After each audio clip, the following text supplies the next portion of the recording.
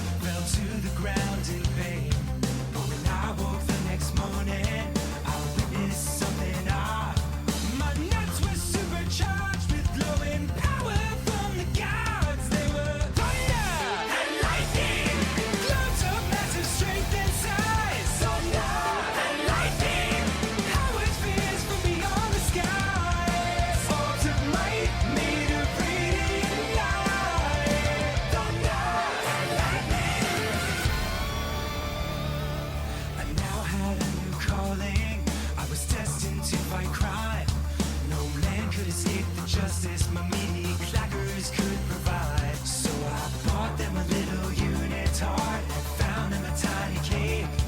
Then ran to the city's toughest gang and screamed there's no escape from the wrath of thunder and lightning. Just that fell from an angel's crown. Thunder and lightning. Round your jump, it'll take you down. Stones of war, tiny hammers of Thor. Thunder and lightning.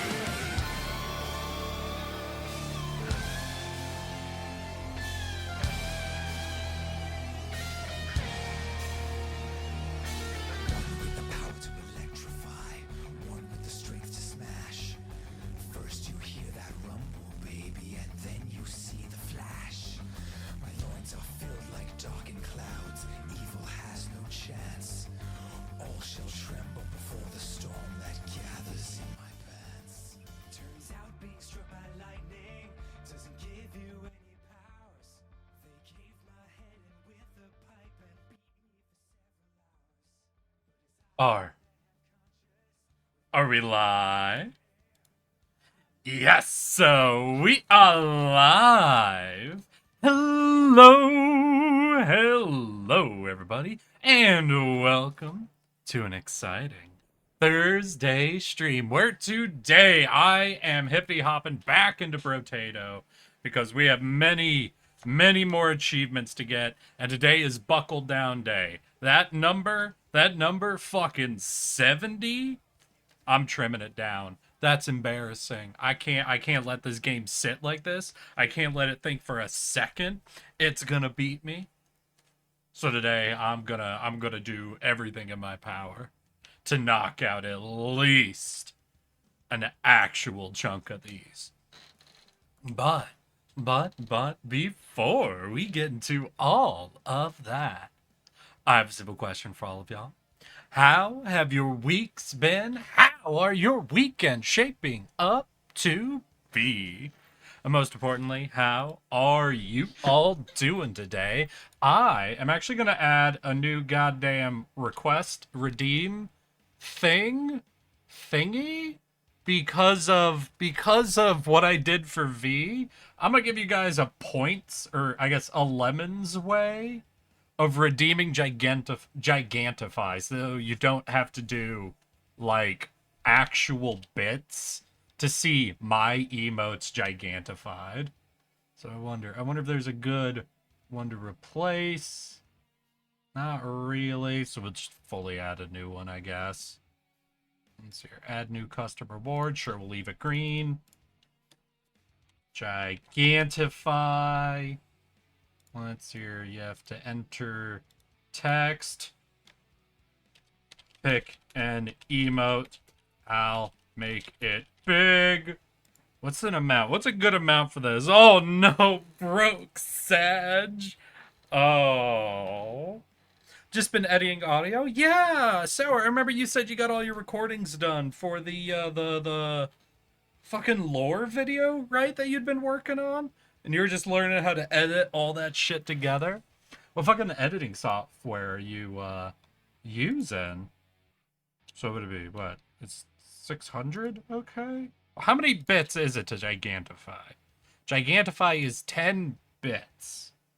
What the fuck is that in dollars? Hey, one of you motherfuckers who actually has ever bought bits. How many dollars is 10 bits? Is that $1? Is that 10 cents? I have no clue what a bit is. Which, how much do bits cost? 100 bits is $1.40.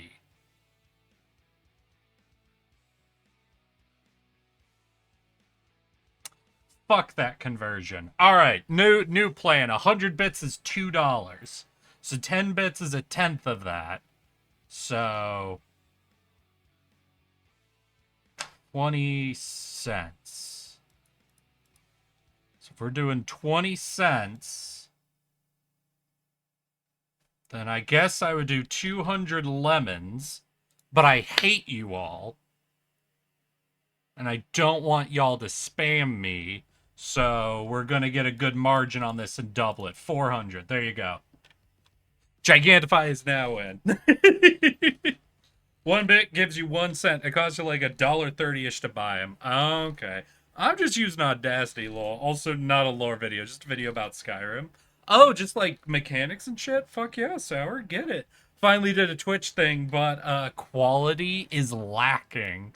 Oh no! What happened, Hero? No, I had caught Avelki has been doing some promo stuff in the Discord. I decided to check out a couple of their streams. I had to try to explain to them some of the audio stuff that I do and set up, but it turns out half of those features you can't edit when live on stream. So I was just describing shit that they weren't able to look at. I hope they ended up figuring all that out, but I have no fucking clue. Oh man. But how have y'all's days been? Mine has been interesting. I had to get up early today, even though I didn't have work today, because I had a dentist appointment, just a checkup and cleaning sort of thing, and the doc actually said that I did fucking well, which is, listen, as a child, I didn't do shit to keep my teeth in working order, okay? I would brush once every other day, I think, as a kid. I ate chips and soda all the time. Diet soda, admittedly, so I dodged the sugar element of everything. But, you know, my teeth were just constantly covered in starch and acid. So, literally, every 6 months when I would go into the into the dentist office, growing up, every appointment ended with, we've got a cavity we need to fill. So that was, you know, I got at least one cavity a year, functionally. And I don't know, I suck. So I never really worked on that until going to college, I guess, and being on my own and setting up my own dental appointments. And there was a point when I was like doing it totally by myself. I had a dental appointment coming up. And don't worry, Hiru, I grew up on it. It's my default. I don't know what normal Coke tastes like. So I'm kinda good. But anyway, I remember there was just a day where it was like an appointment I had set up. And I had all of my childhood anxiety creeping up on me. And that little voice in the back of my head said, hey, you can just not go. And I was like, wait, that's true. My parents don't know about me setting up a dental appointment. No one is going to force me to go to the dentist. I can just not go. But unfortunately for that little self-indulgent part of my brain, I am way too cerebral and contrarian to just let that stand, as an even louder, more sarcastic and asshole-ish voice in my head spoke up and said, hey, dumbass, you literally haven't flossed in years. You suck at brushing your teeth. Going to the dentist office is the only thing that has kept teeth in your mouth up to this point in your life.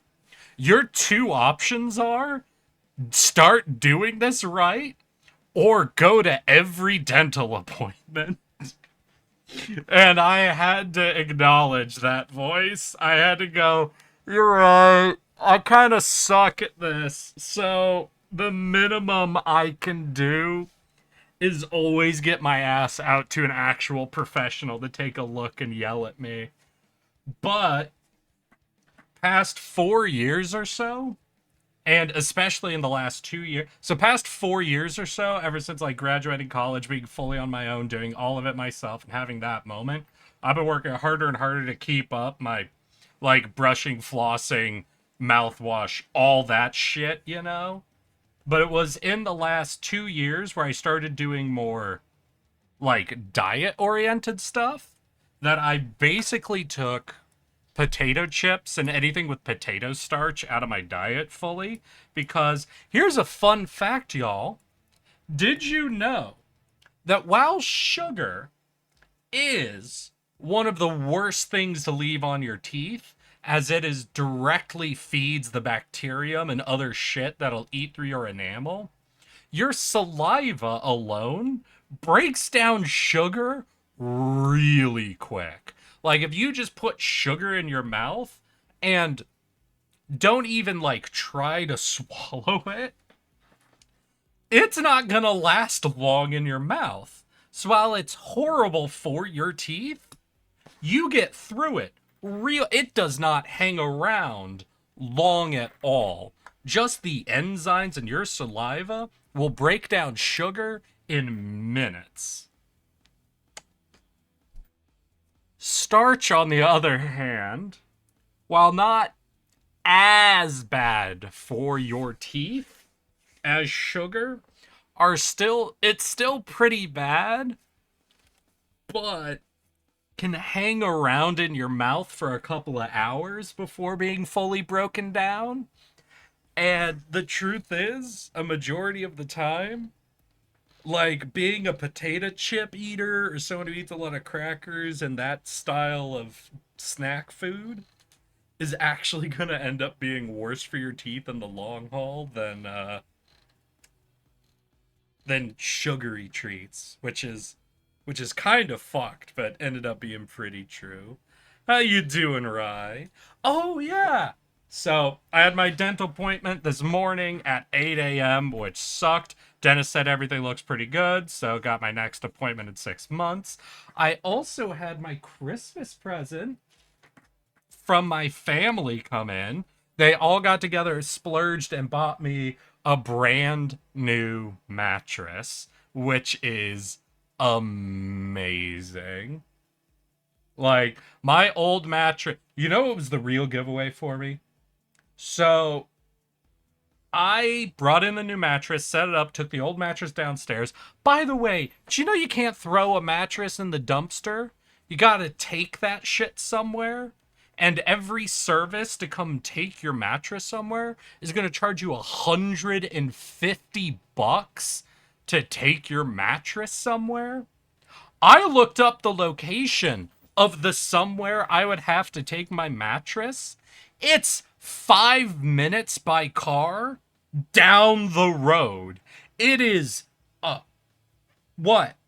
Like 4-minute straight line, then 1 minute left-hand turn, and that's it?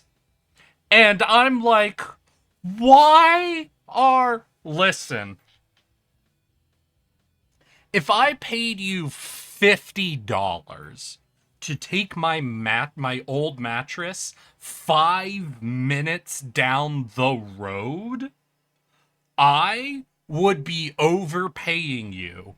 But I would say, you know what? $50 to not even deal with this? It's fine. Fine. You're overcharging me an amount I don't fucking give a shit about. $150 to take this shit go fuck yourself. I will sooner go grab a shopping cart and roll this bitch half an hour slowly down the sidewalk than pay someone $150 to drive it 5 minutes. Fucking assholes. Anyway, I had the new mattress set up. I got the sheets and everything on it, and I laid down in it, and almost immediately started feeling pressure in my lower back.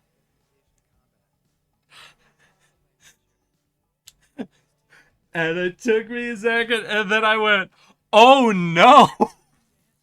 I think my ass dug a hole through my old mattress to the point that while sleeping for the past year, I think I've been realigning my spine slightly by my hips dropping down below the rest of my body and resting almost on the floor. And now when I laid down on this brand new mattress, my lower back, right where it meets my hips, was kind of aching a little bit. And I'm like, oh, that's not a good sign. Oh, it's good I got this mattress when I did. Hopefully I didn't ruin myself. Oh, god damn. Let's hear. That's not a great speed. You got a cable to get that up to like at least a 10? Shit. Wait. What speed? It's not a great speed. Get a cable, you get that up to like 10. Oh, like cable it to a shopping cart. True. No, cuz I'm not going to try even I'm not even going to try to tie this to like the top of my fucking two-door car. I ain't doing that shit. So if I'm actually gonna take it down, I'm either gonna have to like call a family member with a like an actual car or something. And it's like, worst case scenario, if it really came down to it, I'm sure I could summon enough spite to walk 30 minutes to this place, dragging this fucking mattress with me. I'm sure I could build up that spite. I just don't want to. And I'm not doing that in winter. I'm gonna have to hold on to this bitch till spring or something if I'm gonna have to just spite carry it down the road. Wait, are you not allowed to just cut up and separate the metal springs? So it doesn't actually even have springs in it. It's a foam mattress. You're just not technically allowed in the city to throw mattresses into dumpsters. They have to actually go to places to be disposed of. It's considered bulk waste. I don't know what the different definitions of waste are, but mattresses are just considered bulk waste. So you can't throw it. So technically, I mean, you know what? By that definition, I could, if I really wanted to be petty, I could just take a saw to the mattress and cut it into like 4 pieces, and then it wouldn't be bulk waste anymore, to be fair. But that feels... Listen, if my two options are being a crazy man carrying an entire mattress down the road, or being a crazy man out on, like, my driveway taking a hacksaw to a mattress, these both feel equally insane, and one of these methods will recycle the mattress. So if both of these feel equally insane to me, then, oh boy. Ugh. This is the reason I sleep on my stomach. I sleep on my side, honestly. I think sleeping on your side might be like the worst thing for you, but it's what I do. Fuck y'all. Be the crazier man, do both. Drag the mattress 20 minutes down the road, drop it in front of the recycling plant, pull out a hacksaw and cut it up in front of it. You're right, V. We go full insane mode. We fucking let it all out. We just absolutely lose our shit. Oh, man. Man, chat, you give me such the best advice. 150 is diabolical. 100%. I don't understand that pricing at all. Give mine to a homeless guy? I could try that? I don't know. I mean, I'm not far from Seattle, so, like, I could try that. I just don't know if any of the folk who are roaming around my area are, like, mattress hunting, you know? It's like, if they're sleeping in their car, I don't know if a mattress helps, right? There's, like, listen, there's different tiers of homeless, and certain tiers are just not spec'd for taking in a random mattress. Like, sleeping in your car is not spec'd for random mattress, is what I'd say. They do not have the skill points for that. That is just inventory full sort of situation, you know? You're sleeping on the side is so based. My spine is fucked, but I think that's because of the 7 weighted blankets. Fair enough. I don't do weighted blanket. I don't know what kind of so I'm a disgusting monster. So I have had the same comforter since I was a child. And I don't know what kind of... So, one sec. I need to grab this bitch. 1 second.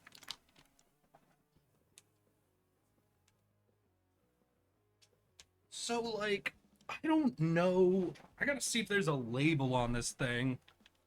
So, I got this old-ass blanket, right? Comforter, whatever the hell it is. Well, there's a label. The color on the label is not making me feel confident.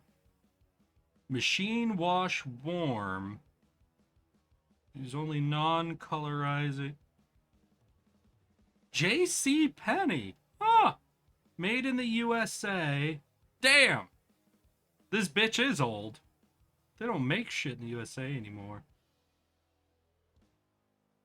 Yeah, so I don't know what it... So, like, the blanket itself appears to be, like, it's really smooth material, right? It's not, like, rough or anything.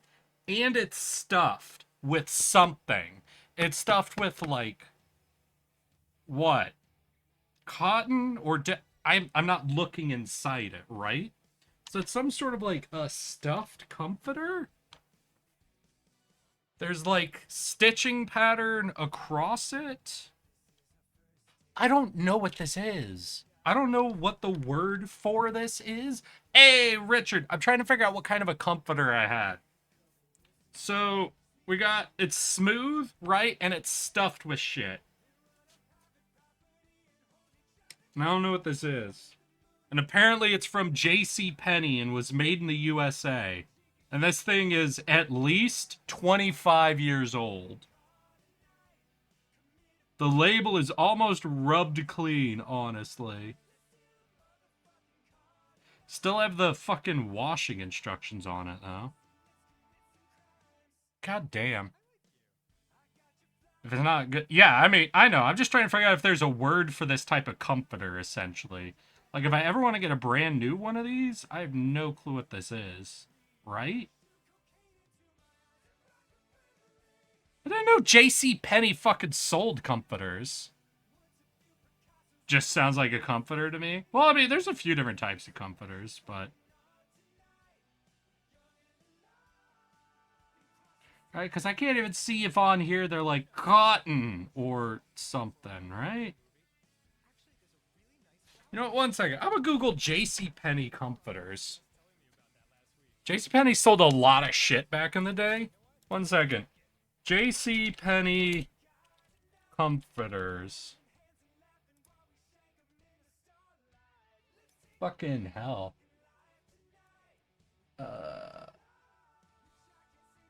No, that's a duvet. Kids and teens comforters. Would that be where I'd find whatever the... Yeah, because I'm just looking at their comforters, right? And mostly what I'm seeing are things that are like crinkle, velvet, fucking... Like, no, I'm not seeing like a stuffed comforter like this in the catalog they're showing me, you know? Now, it could be this bitch is so old, it just no longer resembles what a comforter's supposed to be looking like. So, my problem is, I'm like, yo, why do none of these pants fit me exactly like the pants I've been wearing for 10 years?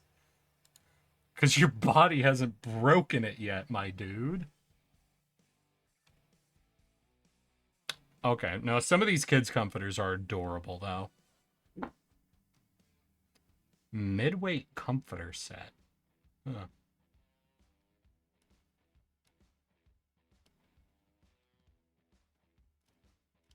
I'm fully gone. Never mind. This is totally... I'm sick as fuck anyway, so I'll just chill. All right, Richard. But you doing any holiday plans? You going up to Alaska for the Christmas, my dude? Because I am. I was gonna steam my editing. Oh, I assume stream my editing, but saw you pop up, so I'm here instead. Hell yeah! Glad to see you. I think I saw one that was selling fucking furniture sets. Oh, okay. JCPenney got the whole thing. Whole family in Washington now. Oh, really? Whole family. I think I missed some of that, but fuck yeah, dude. Are you going to Washington then?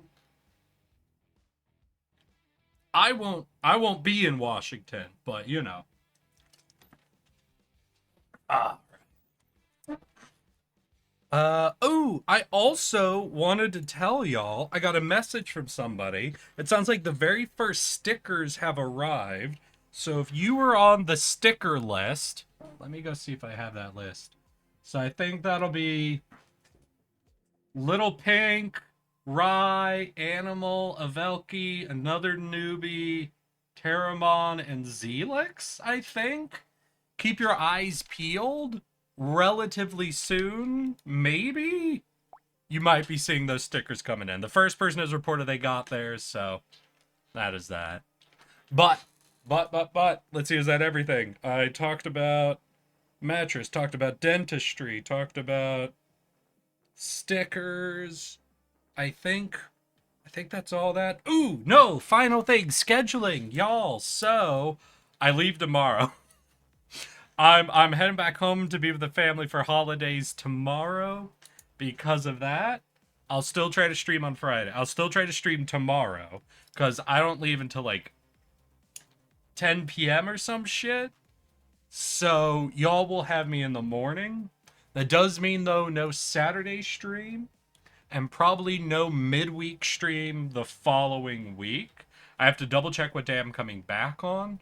I should be able to stream next weekend, but yeah, no, that's a lethal. Always get those red eyes. But basically, there won't be any other streams. There won't be any Saturday stream, and there'll probably be no midweek stream coming up after this. I'm terribly sorry, but it be the holidays, and that's just how it do, how it be, how it is. I'll see if I can make things up to you when I come back. I'm pretty sure I have extra days off after Christmas where I'm back home, but I'm not fully sure on all of it.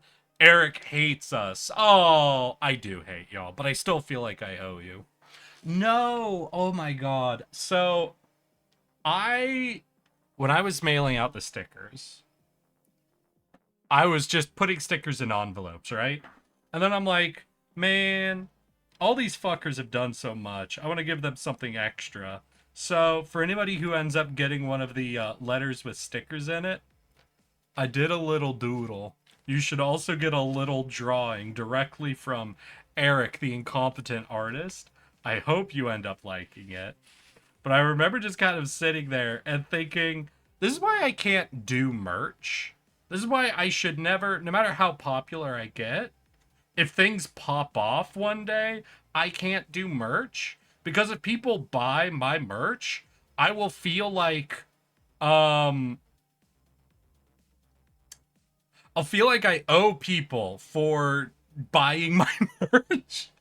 I'm like, is there anything else I could include in it? Can I sign every piece of merch? Can I do a little doodle, like a personal doodle for every person who buys something? I feel like I'm taking from them. They're buying my stupid shit. They deserve something as an apology. And I'd get, I don't know, I'd get yelled at if I was in like an agency thing. I think I'd be getting yelled at constantly because I'd be like, no, you don't get it. I think I tricked them. That's the only reason people are buying my merch. Oh god, was about to joke and say dick pic. Well, no, but I did like a little hand scrawling of a tardigrade. So wait, I'll show you. Hold on. Let's see. Oh, yes, we'll definitely do this with a fucking mouse. That'll be, yeah. So I did basically a quick hand drawing of a tardigrade. Just a little doodle. I'll show you just basic. So just, big ass head. Then we use sort of the, oh no, that's not how I did. Then we did sort of the snowman method, you see?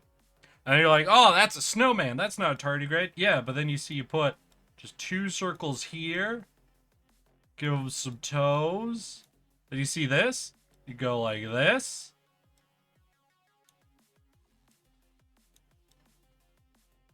Oh, shit. Then you make another set of chubby arms. Give it some fingies. Then big-ass lips, because I'm a monster. Put some teeth in there.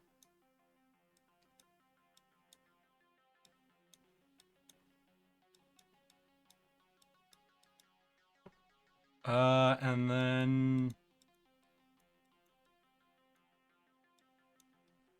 there you go! So, honestly, if you look at this and said, oh man, Eric drew a dick, you know what? I don't even have any arguments for you at that point. Remember we were playing Jackbox and Viv made the one t-shirt with the weird gremlin and with the tag Perhaps? Loki would have been top tier merch. I don't think you were there at the birthday party where I had printed off 20 t-shirts from Jackbox games. Yeah, from TKO Jackbox games, and handed them out at the Duff Man's birthday party. But I actually did do that. I still have one of them, though through the number of washes it's been through, you can't really read it anymore. But that was a fun set of shirts to hand out to people. All right. We've been waiting long enough. I've been yapping way too much. We're gonna rock into the game. We're gonna be playing the old. Last time I did the old, I tried to make the argument for the mines build. This time I'm gonna do something a little bit different, because the map is small. We know if we get just a little bit of range, we'll be able to hit everything. So what we're gonna do, I'm gonna start with the revolver, but our goal is to get sort of a long-ranged gun, add a little range on it, and then just focus on like attack speed and damage functionally. Essentially, we're just gonna make the whole map in range and just work on the assumption that everything will always be in range, yeah? TKO shirts from Jackbox is surprisingly good quality. I've had one for a year and it's still good. Really? Mine faded relatively quickly, I'll be honest. Now, I didn't expect it to last very long, to be fair. It lasted long enough for my expectations, but I found after a few watches that those faded pretty quickly. Why are you killing them? They just want to be friends? Because, Richard, we are hunting achievements. There's no time for friends, only perfection. I have 70 goddamn achievements I need to get through. We don't have time for sentimentality. We have to kill, slaughter, and get a victory with every fucking class in this game so that I can be free. We could take this for even more range. We'll get another one of you. We can grab that. That's good. Pickup range would also be good because just a couple of pickup range upgrades will basically get the whole map. Damn. He's fallen to the grind set. I've always fallen to the grind set. Have you seen my list of perfect Steam games? Do you know what's on there? 99% roguelikes. But beyond that, I also have Elden Ring and a couple other fucking ridiculous ones. Since I was a young boy, I always craved for the perfect score. I got every achievement in the original Assassin's Creed game. Do you know how awful that is?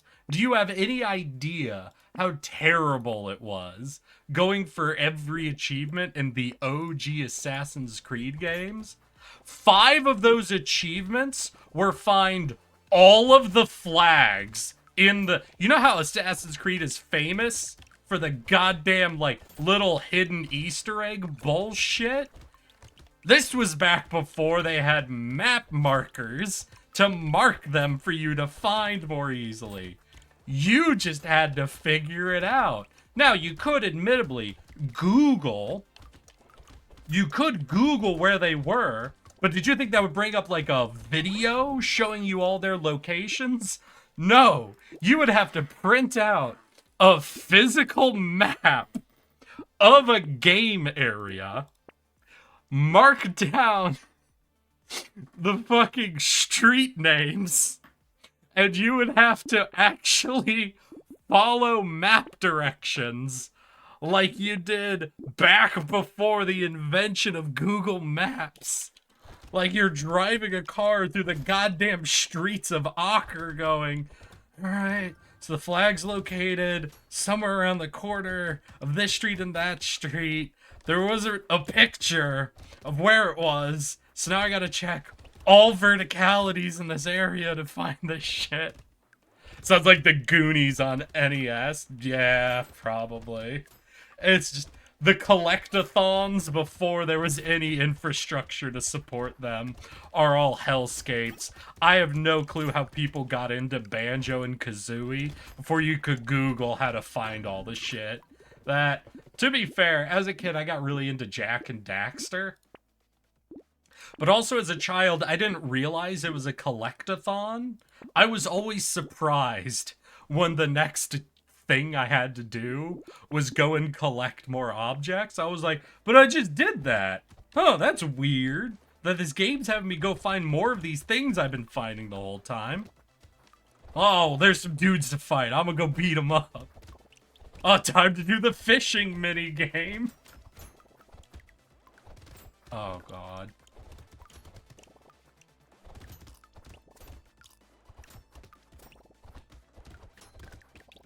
I fucking hated MapQuest. What the hell was... Why do I recognize that name? No. Wait, don't tell me yet. MapQuest. Oh, no! Oh, fucking hidden memory unlocked. God fucking damn it. Yeah, printing out maps at home, drawing on them with markers, and then glancing over at them in the fucking spare seat the whole time you were driving to a friend's house for a birthday party. Just absolute hellscape. Holy shit. Let's hear. I've always been the type to find something specific in games and try to perfect it. Okay. Any specific examples for that, Evelki? I do be kind of a completionist sort of person. I like solving things. I got yelled at work this week on Monday. So, as I've talked about, the game I'm currently doing QA for, they have done a bit of a revamp of the game mode they were planning on doing. Initially, they were thinking of making their game like an extraction shooter, somewhat similar to Tarkov, but like a lot more in the gamey space, a lot less in the simulation space. I know Tarkov is a lot more considered like hardcore in the way where you have to like manage hunger and energy and a bunch of different shit. This game was meant to be a lot more simplified, streamlined, and they're now moving it into a bit more of your classic like team-on-team fighter game, or at least they're seeing how it feels to go in that direction. And so right now, what we're play testing essentially is they're trying out a few different maps, and they are looking at essentially doing a game mode where you are collecting items and bringing them back to a stockpile. You know, stockpile game mode, capture the flag style game mode sort of things, you know? And so right now they're trying a few different stockpile locations, spawn locations, putting them all over a few different versions of a map. And we're play testing and providing feedback on how the spawn locations feel, how the captures feel, whether this makes the map have a lot more constant engagement, less engagement, whether certain stockpiles feel notably different from other ones, yada yada blah blah blah, you know? And I got in trouble because they were doing a playtest to see how the game would feel, just to see what the feel would be like, if the enemies spawned near the opponent's stockpile. Meaning that there would be a phase in the game where basically you would spawn nearly on top of the enemy stockpile and would be able to rob it almost instantly. Like, you'd be able to empty it out, and then the, like, trick was how to run through the enemy back to your stockpile to drop it off there, essentially. But, you know, you're trying to defend your stockpile, so the enemy spawning on top of it would quickly become somewhat, you know, frustrating, because if they lost the fight, like if you were defending your stockpile and lost, they would be back on top of you pretty quickly. And people were reporting some frustration with it, feeling like, well, the game just suddenly swings at this point because both teams then have suddenly emptied each other's stockpiles, and it feels very inconsistent from what the gameplay had been up to that point. And I figured out the funny thing about it. I'm like, wait, I want to be on defense of my stockpile, and I know they're spawning down the staircase from my stockpile. So I took 3 steps to the left of where our guard location was, looked down the staircase with a machine gun, and just emptied the clip whenever one of them spawned. Because I was defending my stockpile, you know? I was right there. Like, I was literally could have walked to my stockpile in between their respawn timers. And I was just gunning them down as they spawned. And then someone from that team hopped into the QA Discord and yelled at me going, "Hey, can we fucking stop spawn camping so that we can actually playtest this?" And in my head, I'm like, motherfucker, I'm standing on my stockpile. I don't know if we can call this spawn camping. Anyway, I stopped because, you know, I'm just QA. I'm not going to get yelled at by a dev. So I just stopped doing it. But ever since then, the spawn locations have gone in a bit of a different direction. They're pushing people more consistently away from each other now and trying out like closer movement on defensive positions. But it was just the funniest shit where there just been people going, yeah, this feels kind of stressful. It's like, how do we stop you guys from getting onto our stockpile if you're spawning there? And then me as a QA tester is just like, well, I think I know how to stop them. I got yelled at. No, it's the funniest thing because everyone in my studio, everyone who's on like the design team that we're doing QA work for, they're all, I think, very much into the FPS scene because they're constantly like running to engage and gunfight with each other.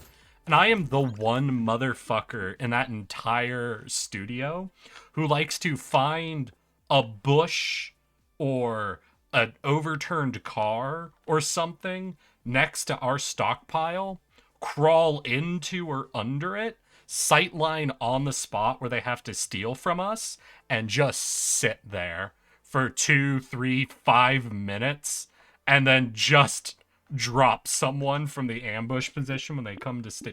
I like that sort of gameplay. I'm one of those motherfuckers who's of the opinion, if you're not ambushing, you're giving up the perfect advantage.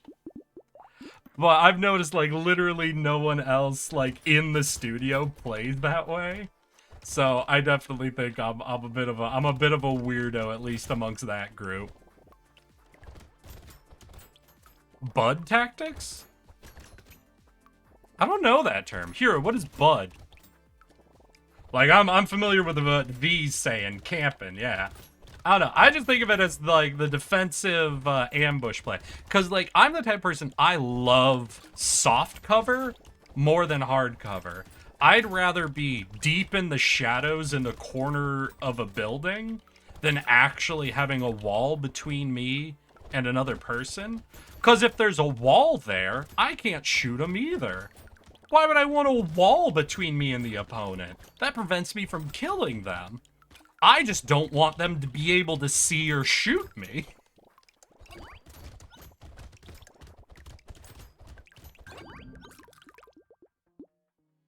Here, you like it soft rather than hard?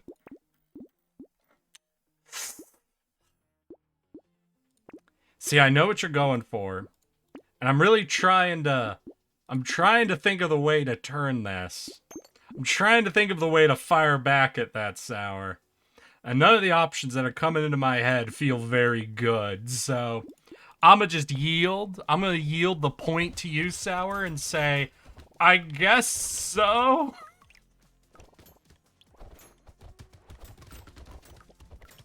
Give me the meat and give it to me raw. I meant bush tactics. Ah, yes.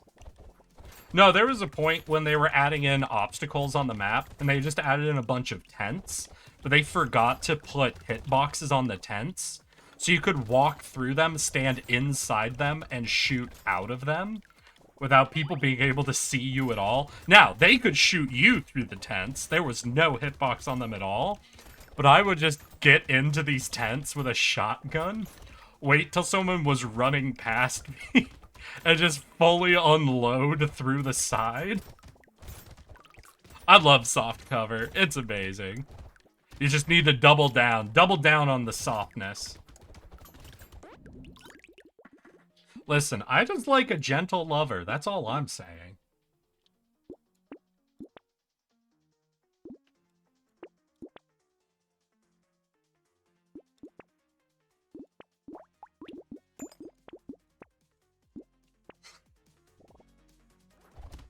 Just a pillow princess? Damn, Sour.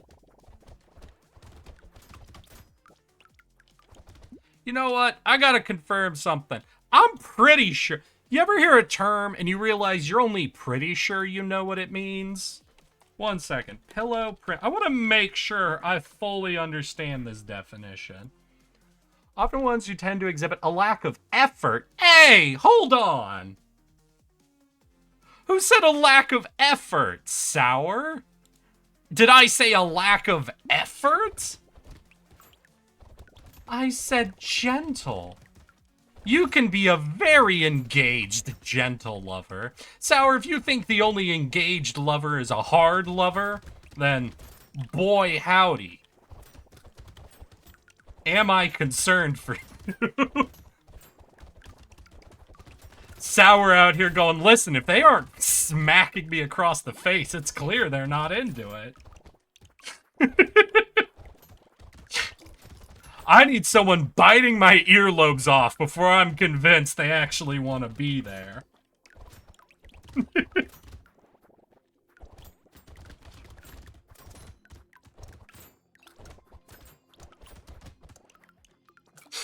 To be honest, only knowing half the definition is what just happened with that. Ah, you were in the exact same space as me, Sour. We were both there like, I'm pretty sure I know what this means.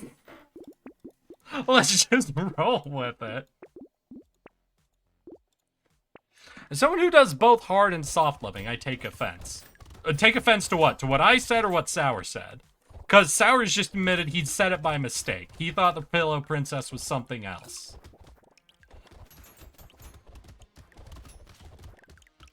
This is like one of those situations, I think, where a lot of the fun definitions people use for bedroom talk are a lot more euphemistic than accurate.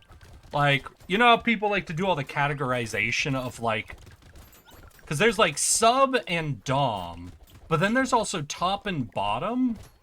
And I think you run into an issue with these definitions of them being a lot more colloquial and euphemistic than actually, like, accurate and categorizing, you know? Because it's hard to know, especially with those types of definitions, where you're being more relative and more objective on where the category lines are defined. Death by Schnoo Schnoo. Aww.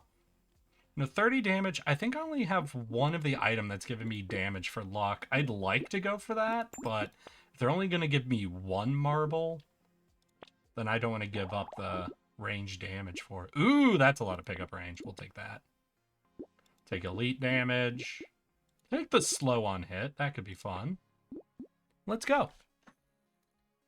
They are not the same, and I'm tired of having to explain that to people. Listen, I know they're not the same, but my argument has nothing to do with them being the same or different. My argument is that they are not real definitions. All I'm saying is they are a lot more euphemistic and colloquial than categorical or definitional. I don't think they actually define distinct things. I think they are just used either as euphemism to describe a vague thing, or they're colloquial, meaning their definition is more so defined by who you're talking to than any actual behaviors. That's my argument. Now, some people might still disagree with that opinion, but I just want to be clear. I'm not saying things are the same or different as each other. Just that, as definitions go, these are a lot more of the define what a chair or define what art is situations, as opposed to the difference between a Phillips and a flathead screwdriver.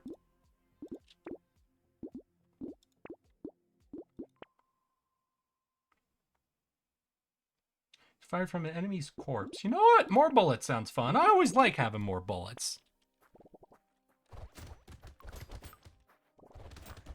But also because of what I've said, I would also say there are situations or groups where they are technically the same, V. And this isn't something where it's like, oh, your definition is wrong. My belief is that they're a lot more colloquial. So amongst certain friend groups, their definitions become interchangeable. Not that they are interchangeable, but amongst certain social groups, they become interchangeable. Everything is a social construct. Nothing has definitions. Fucking... The year is 2024.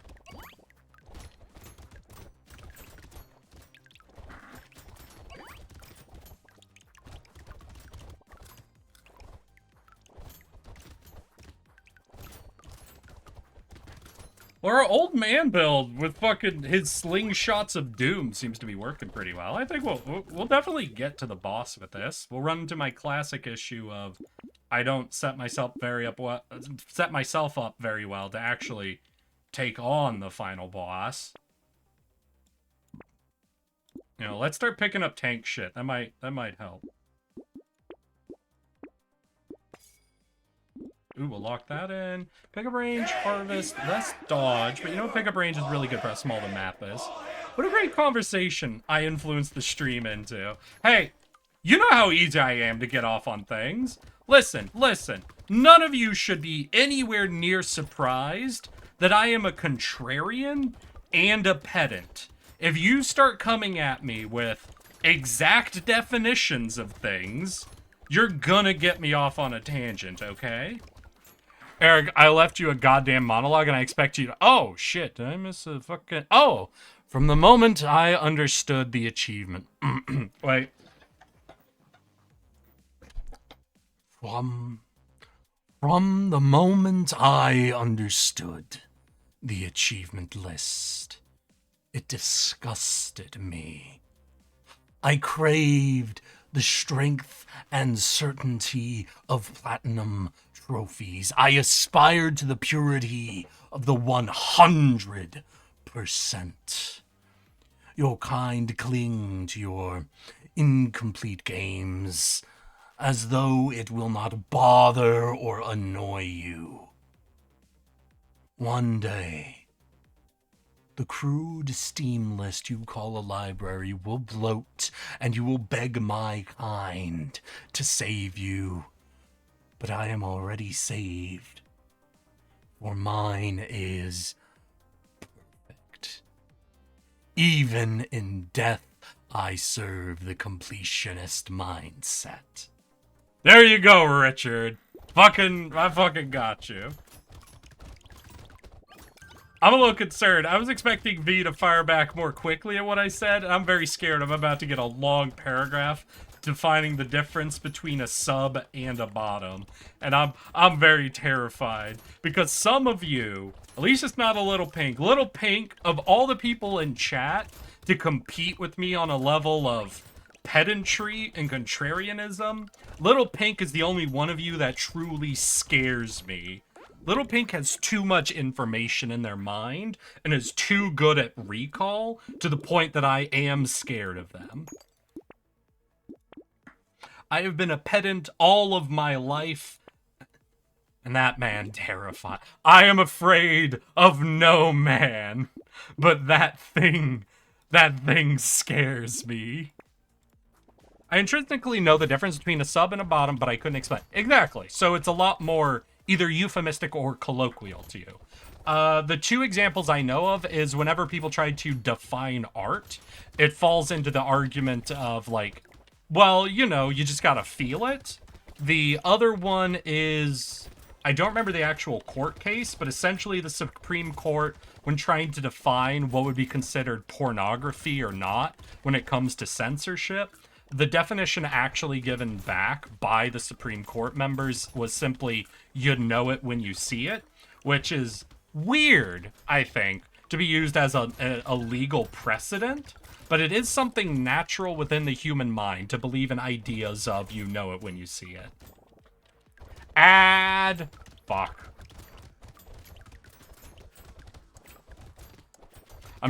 I'm only even remotely smart when it comes to stupid philosophy. Fuck yeah! You're amongst friends, Sour. You're not winning if you call mags clips. That's just objectively wrong. It's a colloquial term that can be used however the fuck that it is most widely used as. The definition of something is what the definition of it is. If the whole world tomorrow decides that all of the things that hold bullets that are fed into the gun are called shit turds, guess what? That's what the word is. Just because historically or technically or when defined by one production line, a certain term was used does not decide what the actual term, meaning, definition of any word is. Everything is a social construct. Nothing has a real definition. This is the modern era. Deal with it.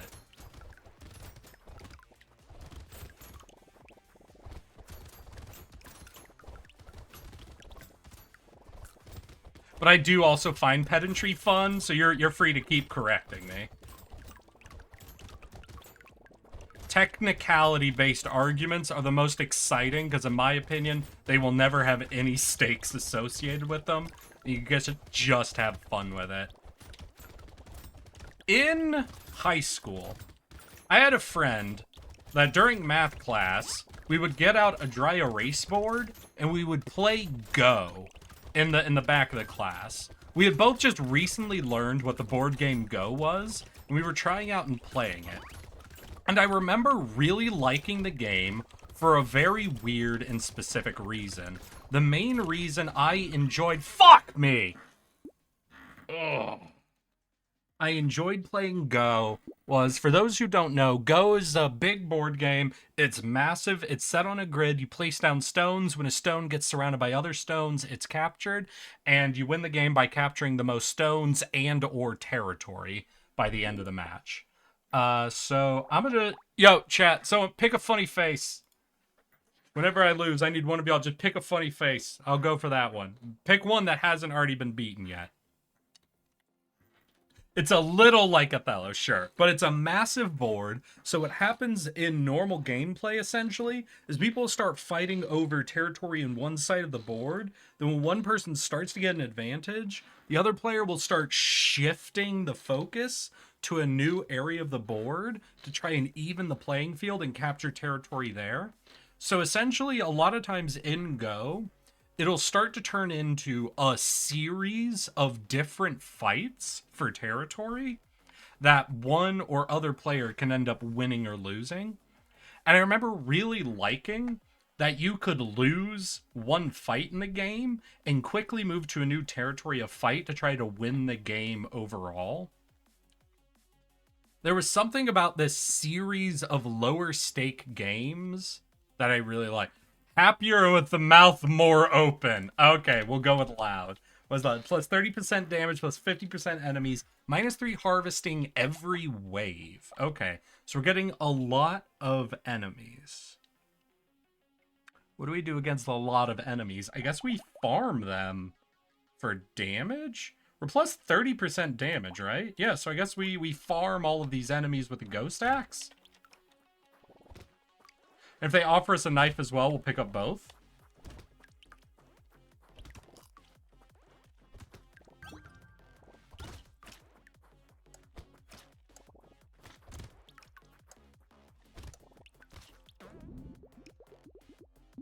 By the way, Richard, was this the right guy? I took a guess. I was pretty sure this was the guy you were referencing. Did I get that right? Did you hear that guy died? Trevor Noah? Oh, yeah, that was like years ago. It was like right after his the album he made came out. The one with, oh, there were so many good. In fact, speaking of songs, this is the perfect opportunity. First of all, let's get song request up and running. And then I'm going to request a couple of songs from Trevor Noah to be on this.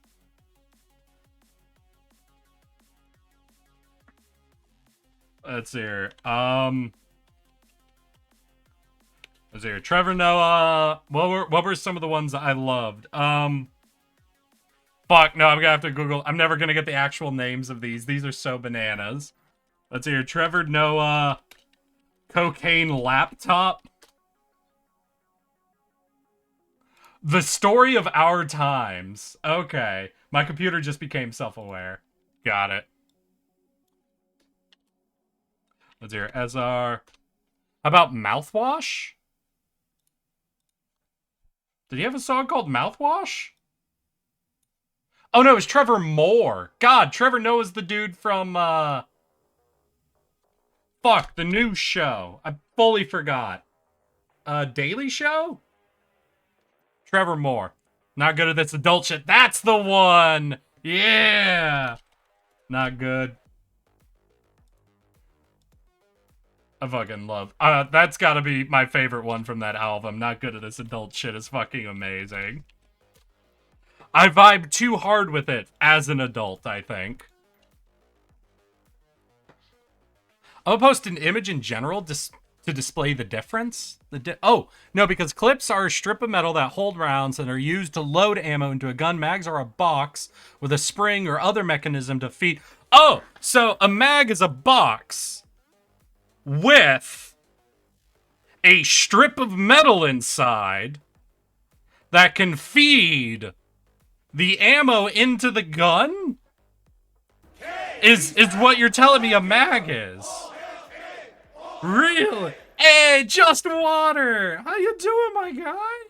I feel like it's been a hot minute since I've seen you. How you been?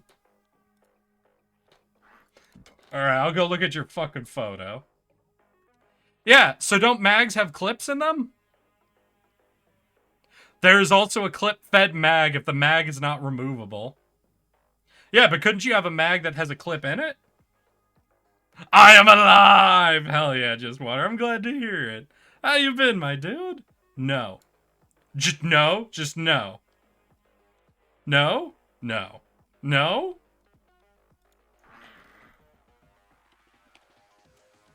Both are clip. Fuck you. I'm gonna turn song request down a smidge. There we go. Oh, yeah, by the way, Avelki, did you ever figure out how to do the song request stuff?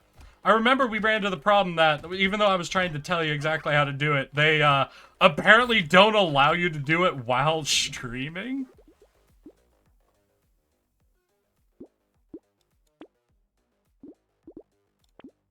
Let's take some range, and I guess max health. Get another axe. Get some more range. We'll lock down the knife and axe. And you know what? We'll also lock down a little bit of lifesteal. We'll start trying to pick up some of the tank stats from the beginning. So, you want to know a fun little thing? Let's see here. I think they just did it. They did it in this song, right? What was it?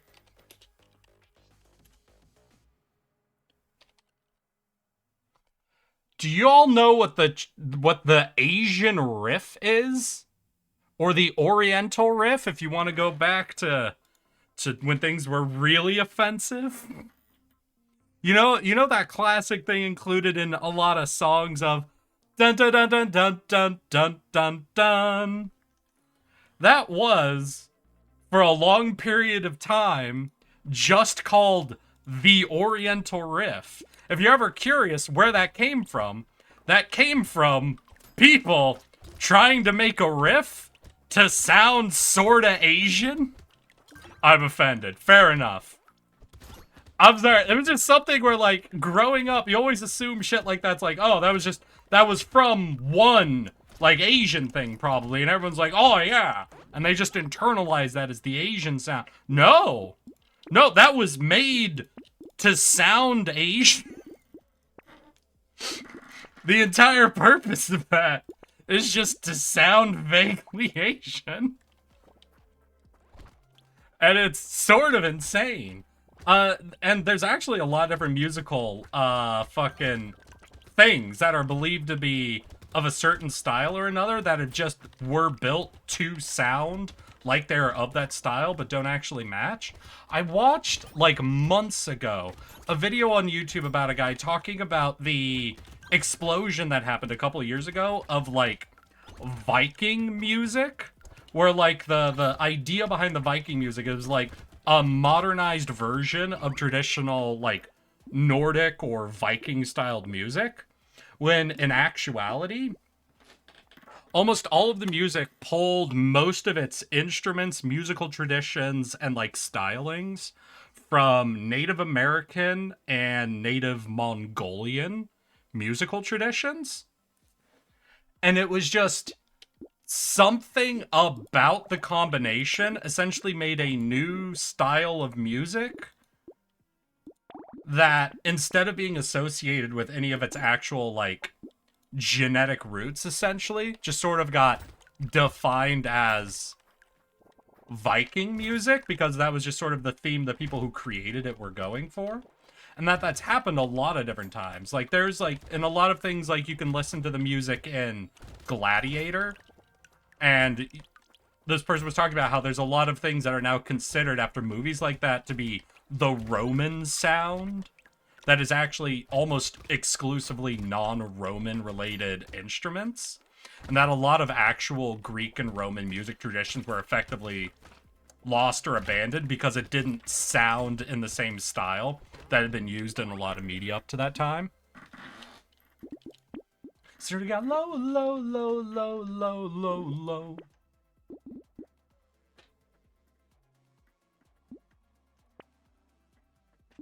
Yeah. She hit the flow. Shorty got low, low, low, low, low, low, low, low. Damn, y'all throwing classics at me. I hope that pissed someone off. I knew it was whitewashed and racist as fuck, but I grew up knowing the Mikado. Oh, you want to hear some crazy music? Listen to Hungarian wedding music. Okay. Kind of like horned Viking helmets. That's what I'm actually curious about. I don't know how that one started, but I'm pretty sure, like, the most consistent earliest use of horned helmets for Vikings were from the operatic tradition.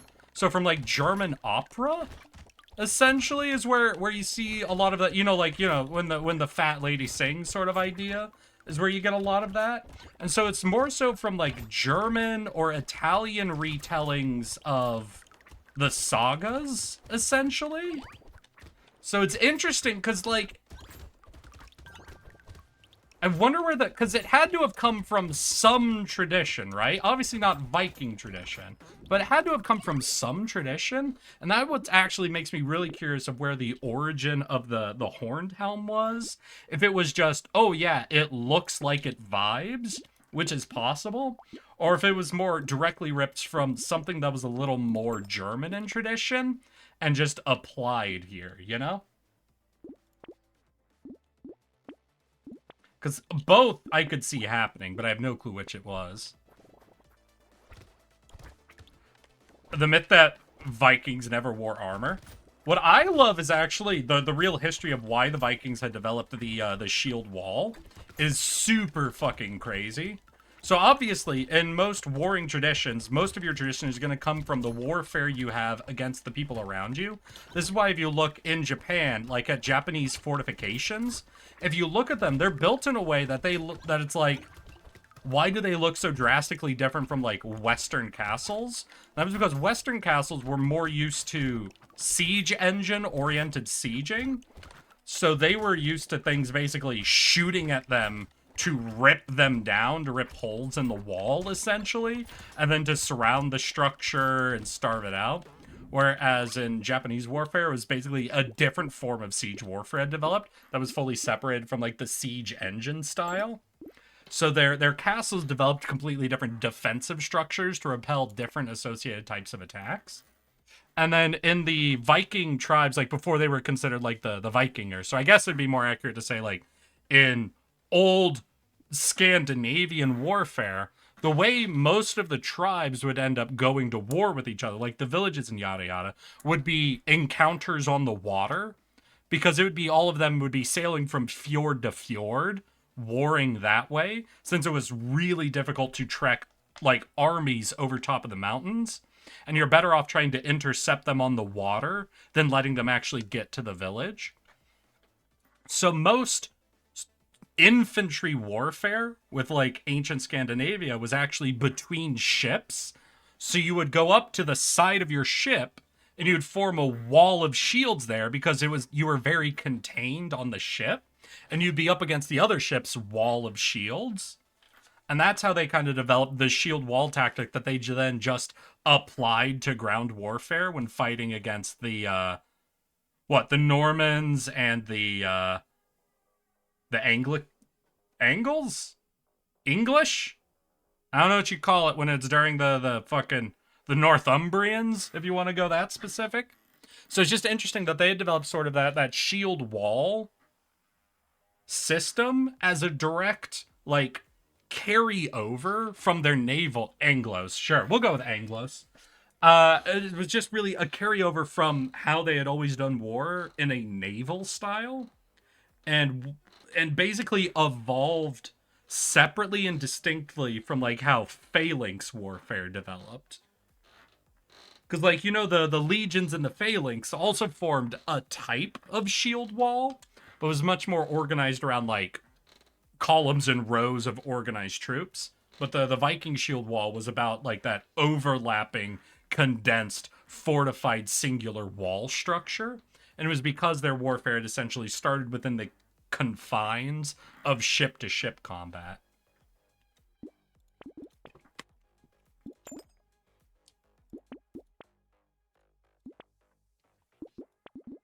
I love knowing a bunch of random and useless information. It's exciting.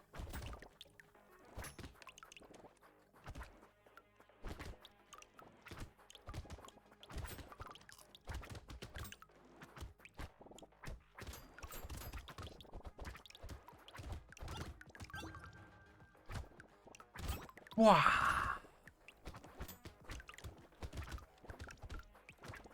How are y'all doing? Y'all feeling entertained by me going off on these tangents? Even though I haven't gotten a single achievement yet. I've done more yapping than winning. And I said today was the day to fucking buckle down and get the victories. Get the fucking, chicken dinner or whatever the hell it is.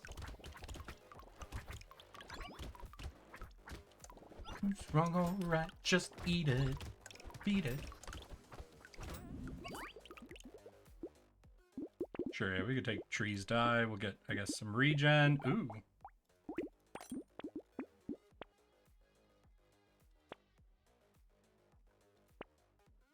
What? What was that at the end of that song?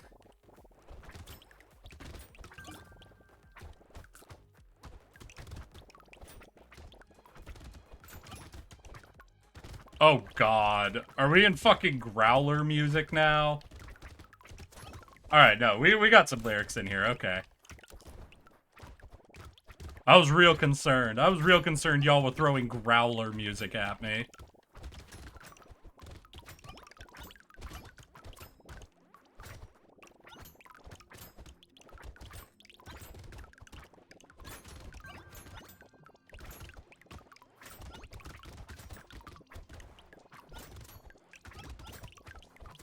We seem to be doing okay. You know, we're making some ground. We're dealing with some serious numbers of enemies, you know, farming them for stats. How is our attack speed?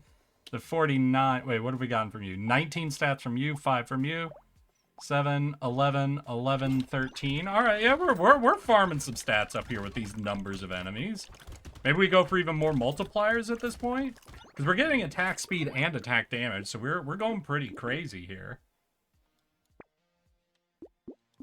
Let's pick up attack speed, get some lifesteal. Lifesteal. Get some ranged is good. Hey, tardigrade, gotta take that.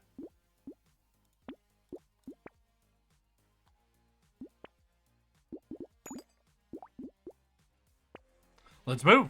Best of luck with the Chivis, Eric. I'm gonna go edit my, ooh, next YouTube video. What you working on now? Wait, Richard! Richard! What's next? What's coming up from you? You're fucking here. Advertise yourself, bitch.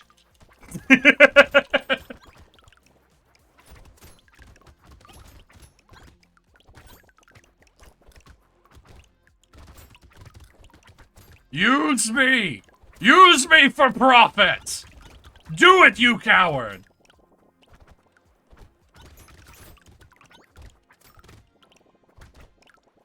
I'm such a bad content creator. Moonwalker? The fuck does that mean? Moonlighter. Okay. Boy, you had me fucking lost. I'm like, the fuck is Moonwalker? You mean Buzz Aldrin? Meanwhile, I'm scared to self-promote. You scared? Why you keep using my self-promote channel, huh? Huh? You're so scared. Fuck you. That's what it's for, Amelki. I'm not being serious. Oh, more enemy multiplier. Fuck yeah. Reroll's good. More life steal. Lock that in. No point grabbing this. We're at purple. Alright, that's good. I think of my funniest video. I'm proud of the script. Fucking hell yeah, dude. Let me know how that's going then. But yeah, you get off and go fucking work, my dude. Or you could just mute me and lurk me for the views. You know, whatever you want to do, though, really. Hey, man, it took a lot of effort to get the confidence to even try that. Well, I'm glad. I'm glad that, I don't know. I feel like my level of incompetence as a content creator and streamer can really inspire people to feel like it's chill to fucking self-promote on my Discord. I'm glad I'm at that level. Because there's some people, like, if you're on a pros Discord, then it feels weird as hell, I think. Like if your friend, as a random example, happens to be really super famous, it can feel weird to, maybe think about trying to self-promote on their Discord.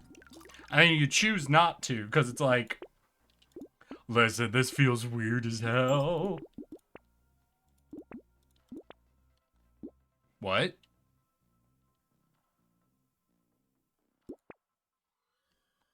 That was a weird phrase to hear. Kiss my ass. Human centipede.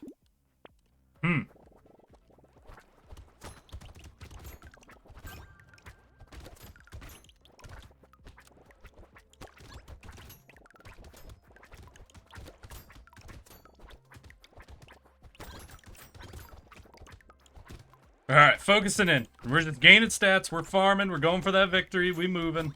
Mood. Exactly. Thank you, Richard. You get it. I mean, that was just a random hypothetical. That didn't have anything to do with anything. How would that have had anything to do with anything? Y'all are crazy. Why would you even ask that?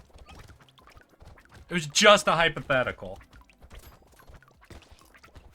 Like poking your head into a private voice chat when Judy is not. I'm not doing that. I'm never doing that. None of you will ever convince me to fucking do that. Do you understand? Do you have any idea how much trouble I would have been in? Night, Richard. Have a good night, my dude.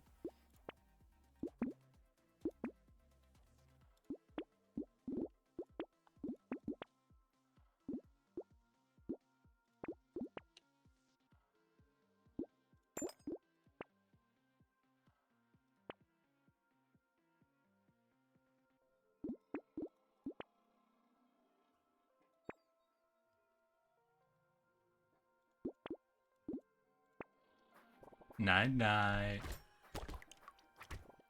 God damn. Dude, what else is going on? What else going on in my fucking life?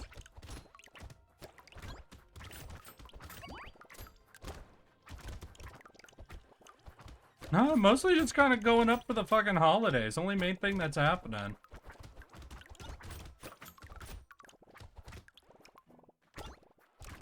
Gonna see family, hang out with people. We're doing some sort of white elephant thing. I don't know. I'm probably just gonna buy a bottle of wine. Have that be my white elephant gift.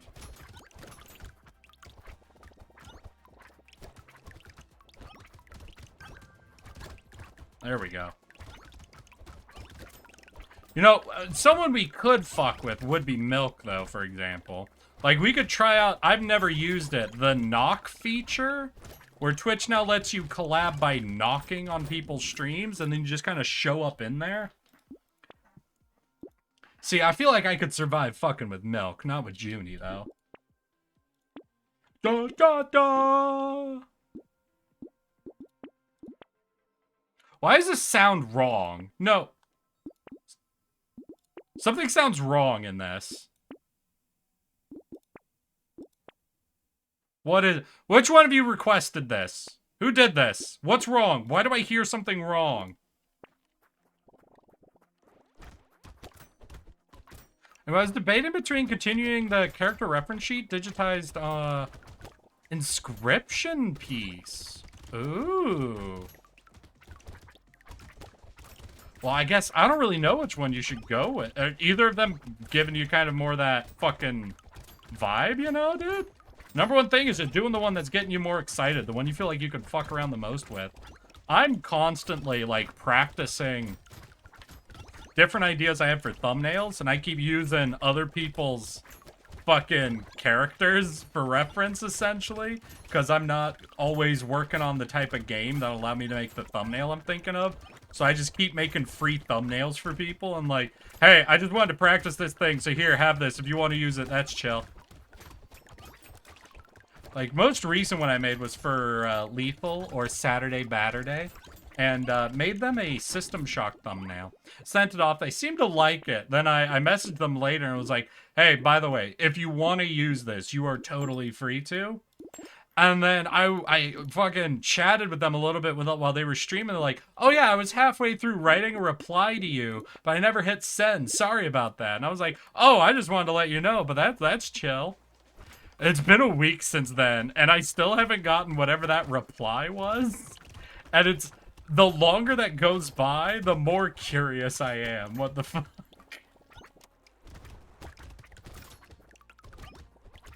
Because I'm always concerned that when I let people know, hey, I made this, it's of you, you're free to use it. I'm always concerned people think I'm scamming them. Because if you imagine someone messaging you on the internet, offering you free artwork or a free thumbnail, I think the go-to assumption is this is a scam or a bot. And it's like, I don't know the way to convince you that I just wanted to practice something and I made this and you can use it if you want. You don't have to. It's all chill. I just wanted to practice, but I figured someone might as well use it. Now, I remember one time I was doing a stream and I made it for someone just like totally chosen at random from like just looking at people who were streaming on Twitch.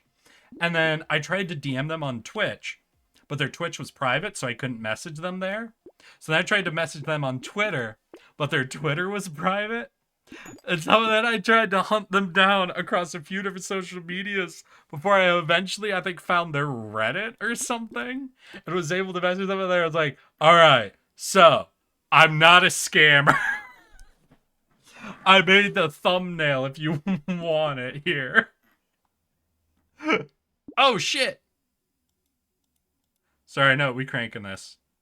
Sorry, y'all. I'd made this request, so I'm restarting it. I'm listening to the whole song, okay? Y'all gotta just deal with that.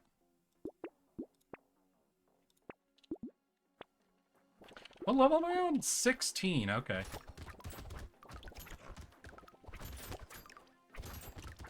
Let's go.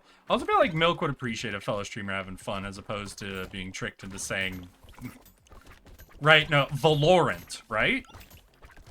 Valorant? I don't think it's a U. I think you gotta, like, capital O that. to really get the definite, like, the pronunciation across, right? I will say, Valorant is much more fun to say than Valorant. Valorant is hitting a few weird vowels. We're getting that really, like, high A, the vowel, and then we're getting the weird, like, E sound, like, and like a scent, ent. And I don't think that sound gets used in a lot of words that have other dominating vowels. Because what do I know, like, in scent, them, egg? It's like normally the dominating vowel. So in Valorant, it's a weird energy. It feels wrong, I have to say. I'm going to say Valorant feels wrong. As far as words go. So I could fully acknowledge the interest in making Valorant instead.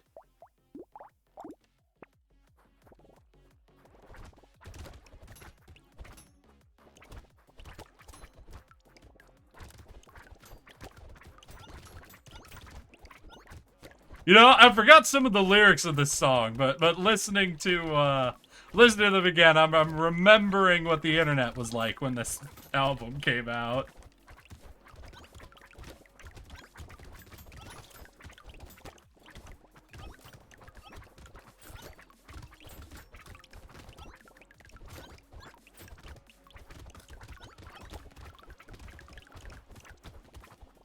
Alright, we're doing okay. Projectiles are being a little bad for me, but I think with the amount of dodge we have, we're mostly okay. I need to start forcing, I think, out a little more max HP. We're above the default max HP, I think, at this stage. So we're not zeroed out, but I still don't think I can tank a lot when it comes to final boss, especially if we get the snake. Let's get some lifesteal. So we're going to look at what? Dodge, lifesteal, and max HP.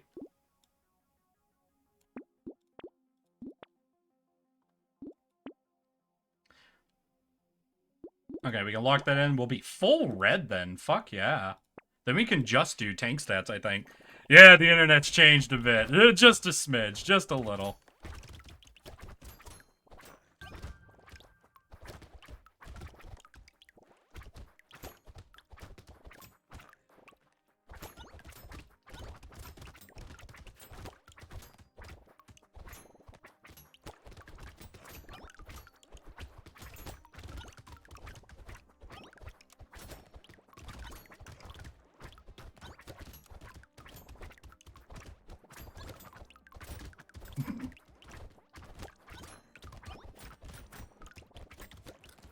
Alright, we seem to be doing pretty chill. Pretty okay.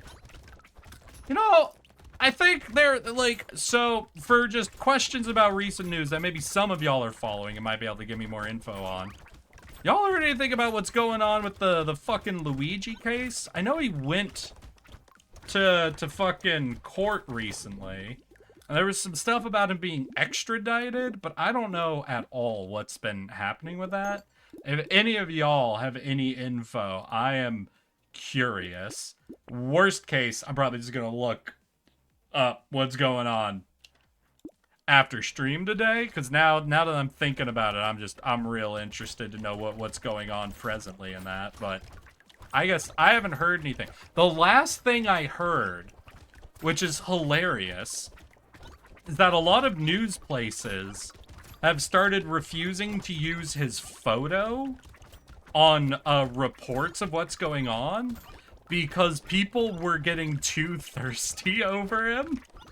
And I think the wording was, it's no longer serving our, like, our reporting intention to be making use of photos of him now. And that made me lose my shit. That was funny as hell.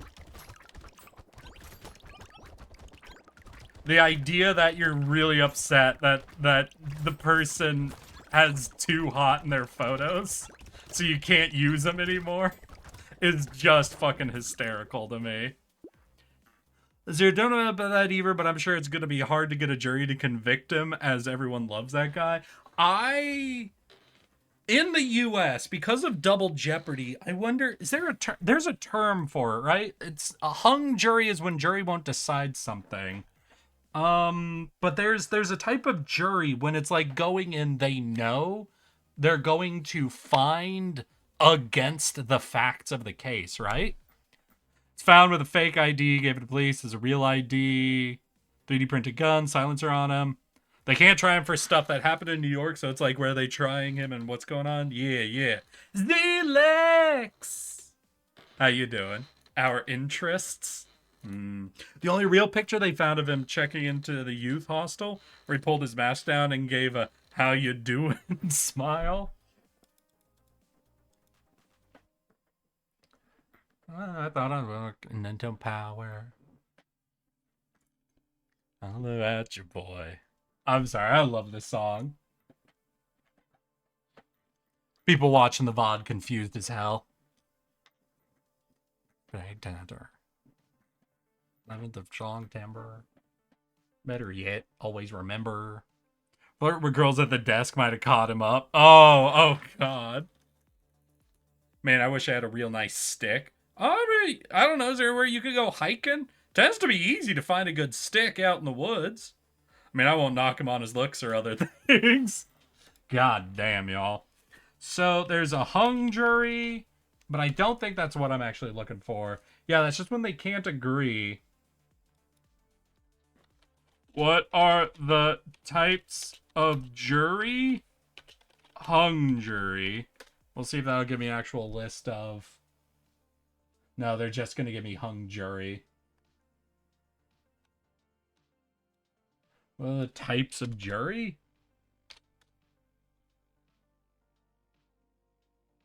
No, and then they're just going to give me criminal versus... God damn it. Let's hear. What is the term for a biased jury?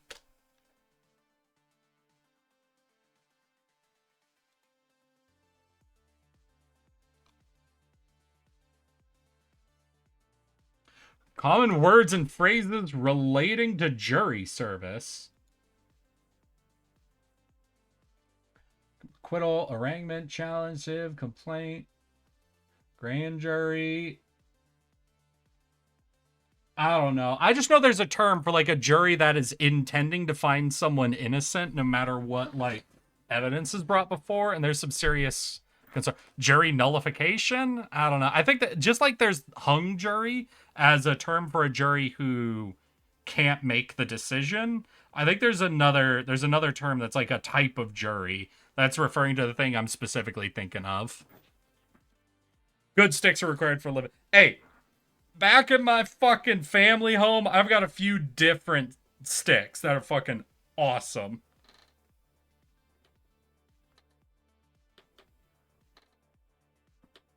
That's your boy. I'm at a 7-Eleven parking lot. Hey!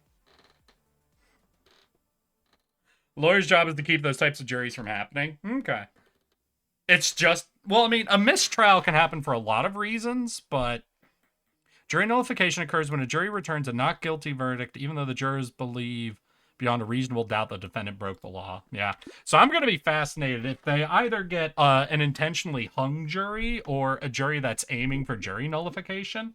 Because the fascinating thing is, and I don't know if this is common in other countries' legal systems, but America is very, very committed to its idea of double jeopardy, where you cannot be tried for something twice. So if a jury does decide to be biased on a decision, it's really almost impossible to try and appeal that, to try to get what you think is a more accurate result out of them. It's just, our system is very much like you get one trial, you get one chance, and then we just gotta stick to the results of that.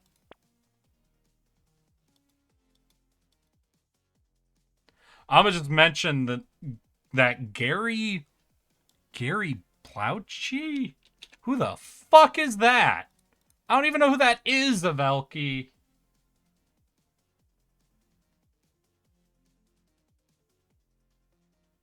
Is known for publicly killing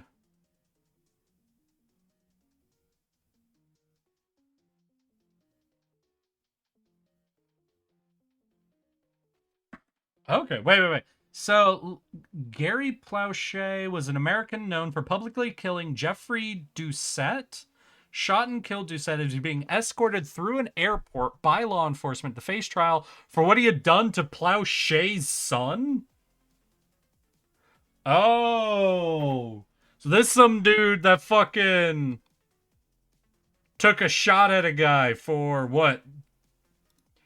Killing or worse his son, I assume.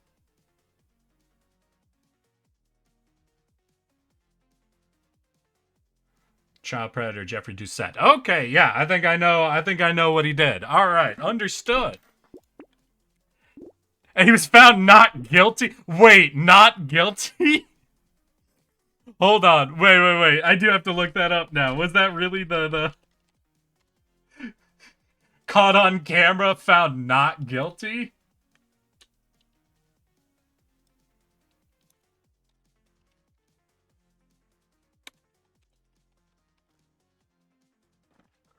Let's hear it. Yeah, son was kidnapped. Aftermath was initially charged with second-degree murder, but agreed to a plea bargain in which he pleaded no contest to manslaughter and was sentenced for 7 years. The sentence was suspended. He did a plea bargain and went to prison. What do you mean not guilty? Could not tell the difference between right and wrong when he killed. The defense argued that he driven into temporary psychotic state after learning the abuse of his son.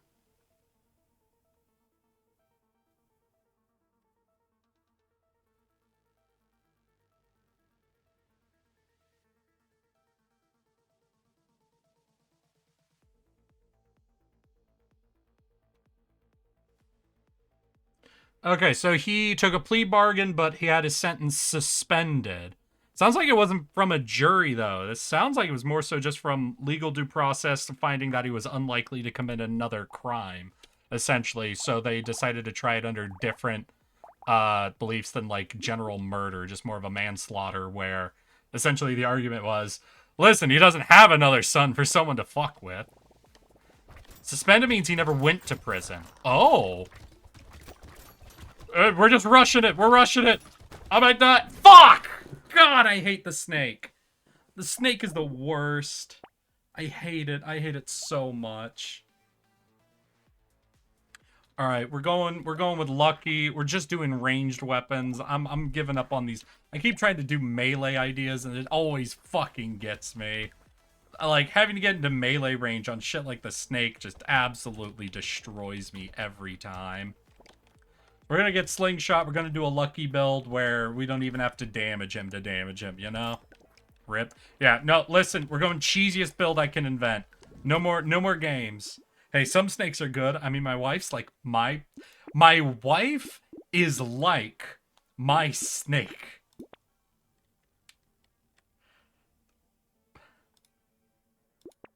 Bro,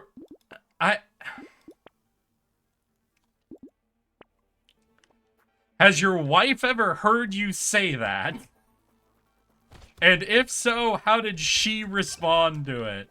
Because if your wife is chill with you calling her like your snake, I've got some great news for you, my guy. It's given community service. And a lot of people said he already did community service. Yeah, I got you.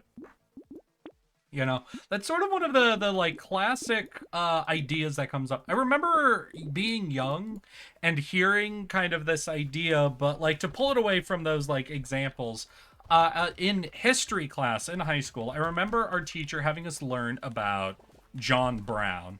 John Brown was a very interesting figure in American history. Most interesting around the time just before the Civil War.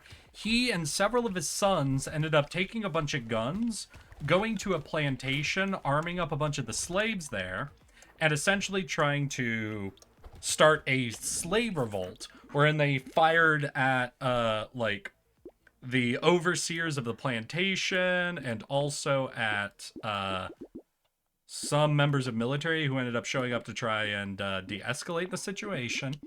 And, him and all of his sons ended up dying, during that fight, essentially. And the teacher who was teaching us this afterwards basically had a question for us, which is very interesting because, you know, I was learning this years at that point after 9/11. So the teacher asked us if we would define John Brown's actions as being terroristic, whether what he did would make him be labeled as a terrorist. And I found it very interesting because it raises sort of that idea of something being good versus something being justified. Because there are many actions people can perform that can be considered good or bad, justified and or unjustified. And we tend to assume that all actions that are good are justified. All actions that are justified are good. All actions that are bad are unjustified. And all actions that are unjustified are bad is sort of our default assumption about things. But it's definitely when you look at a lot of those types of situations of people trying to take action against things that are perceived as fully harmful, that you have to come down to a decision of whether that's really true, and then having to fully assign yourself with what that implies. Because you can make the decision that anything that is justified is good, and anything that is good is justified. But if you do that, you do have to set yourself up for situations where you can look at, for example, what John Brown did, trying to fight and knowingly killing people, even a few people who were uninvolved with the slavery happening there, the few soldiers that showed up to try and stop the attack that was happening, for the act of trying to bring an end to slavery. And you have to now make the decision of whether you judge which of these actions are more good or more justified, and just use that to define one side. Or you can take the other route and make the decision that things can be good and unjustifiable, and things can be fully justifiable, but not good. I think that tends to be where I lean, instead of fully committing, you know. It's a lot easier to be just a little bit of a hypocrite and say, and not fully commit to saying, yep, if it's justified in my mind, that makes it good. People who can commit like that, I am impressed by your commitments to your own values. I am amazed. I cannot quite commit to my own values that hard. But you do you. I much more lean on the side that things can be fully justifiable and still not good, and things can be fully bad but still completely justifiable.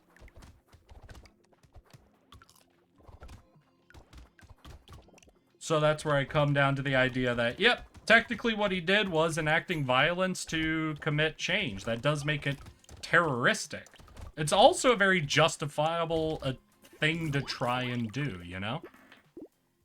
One person's terrorist is another person's freedom fighter, and I think that's generally the opinion people come down to, that it's more of a perspective argument. That's not even the argument I'm trying to make, like trying to say, oh, it's about perspective, which admittedly, you know, perspective should always come into things like that. But it's not the argument I'm trying to make where like, oh, it's all about perspective. My argument is more so, a thing can be fully justified and still be a bad thing to do. You can feel fully in line with the justice of doing something. What, famous vigilante Batman is generally fully justified in beating the fuck out of people. Like, we don't even need to take it as far as it generally is taken, where like killing gets involved. I'd say a lot of the time Batman is fully justified to beat the shit out of the people he's beating the shit out of. That still don't make it a good action to perform. But sometimes, you know, maybe goodness shouldn't be the goal. Or maybe it should be. That's more where you could come down to someone's perspective and have them make the decision. Should you aim to always be good, always be just, or Is there a balance that needs to be struck there?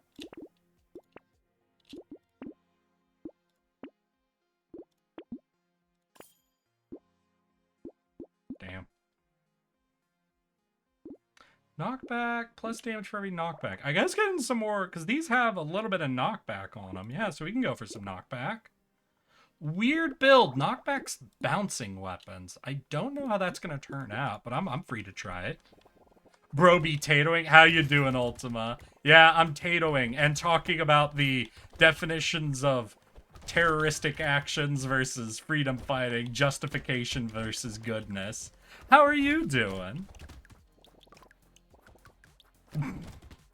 Chat has me off on topics today. We've gone through quite a few different ones. God. No, whose chat did I see you in recently? I'm always laughing, realizing how small certain segments of the VTubing community are. Because there's only a few people I follow. And I'll be constantly seeing people I recognize hanging out in their chats. So when I pop in, I decide to just say hi to someone who's streaming that I follow. And then I'll see, like, Ultima or fucking V or one of y'all motherfuckers in a completely different chat. I'm like, I see you. Patties? Hell yeah.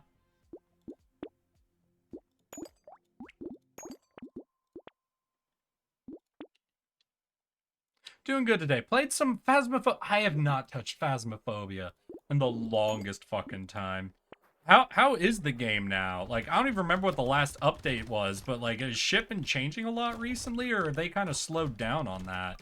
Because I remember like a year ago, they were punching out just a bunch of updates, like a ton of new ghosts and shit were coming in. But I haven't played the game in a serious moment. I think over a year at this point. Fair, okay, V was the bad example here. As soon as I said V, I'm like, V's about to hop into chat and say, you're literally the only person I watch. I'm gonna be like, yeah, I was just going through names because you're like one of my most consistent people. Your name pops into my head, front of the line, as default example of a chat member. How does that feel, V? In my head, you are categorized as the epitome of chat.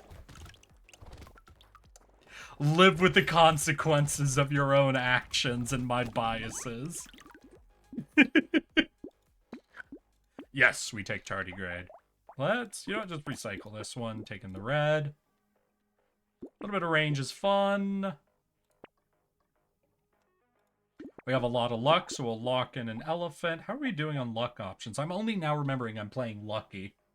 We only have Cyberball. Like, we have the starting effect that Lucky's got, but I have not been doing a lot of luck pickups. Like, anytime I see Junie show up in fan art or other groups is when I first heard of her from Bionicle Speedrunner. That is fucking amazing. I don't even know, Avelki, like, how long ago you started fucking checking out both me and Milk's streams. I know you got to Milk first, but there was a period really early on when Junie had already had, like, her early pop-off, and Milk and I were occasionally hanging out with her on streams, and our number one go-to joke from both of us is that the reason we had invited her to hang on was we liked, you know, supporting small-time streamers, and we were trying to push her to our chats. It was, like, our little fucking joke.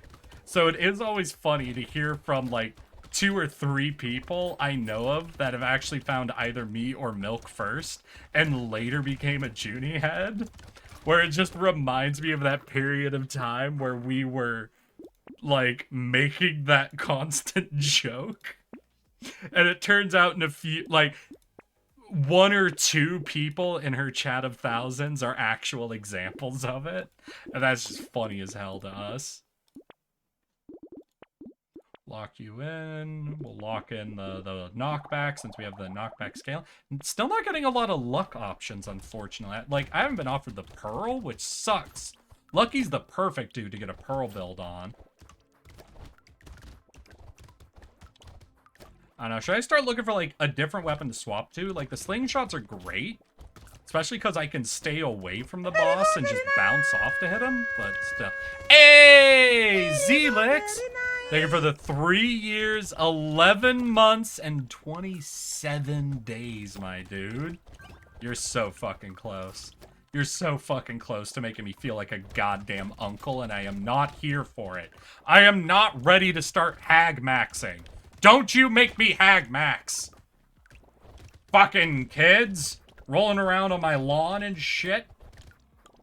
Fuck you.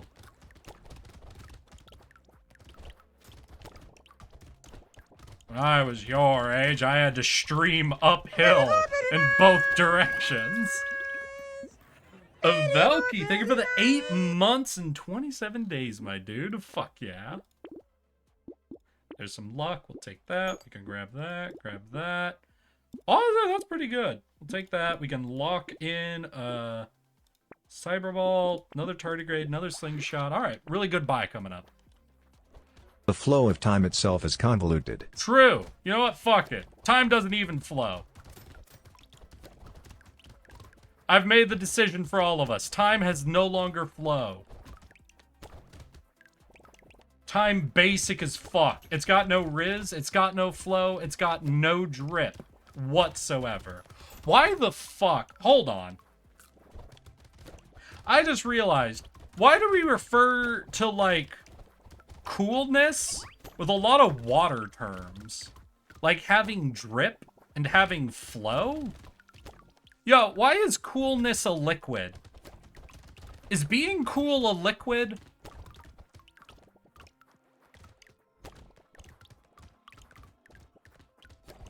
Is it like that shit from the goddamn... Oh, no. Wait. There it is, yeah. Is that like Michael Jordan's special stuff? You know, from Space Jam? Is that what coolness is?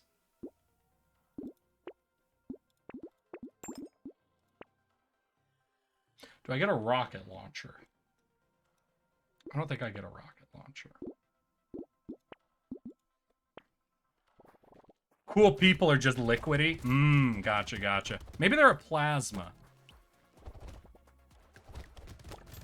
God. So you all know, like, the general rules for your states of matter, right? Like, a solid ignores the container it's placed in. A liquid shapes itself to the shape of the container it's placed in. Gases fill the entirety, like, evenly of the container they're placed in. But we also have plasma and Bose-Einstein condensates. And I'm wondering if they fit on this scale at all. Like, what does a Bose-Einstein condensate do to the containers? If solids already are ignoring the container, what the fuck is a Bose-Einstein condensate doing to the container? What's a plasma do to its container? If gases are filling them evenly, you know, what's a plasma doing? We could take Goblet. Goblet sounds good. Alright, that's good luck. Ooh, Ricochet and Luck. Yeah, let's take both of those. We'll take Slowing Enemies as well. That's a pretty good grab. Melting the container. Okay, fuck you. This isn't about heat. You know what I meant. You're being a pedant. You're being a pedant right now. Bunch of fucking smart-ass, sarcastic smartasses. That's all of you. Every single member of my goddamn chat. I don't know where you all get this from.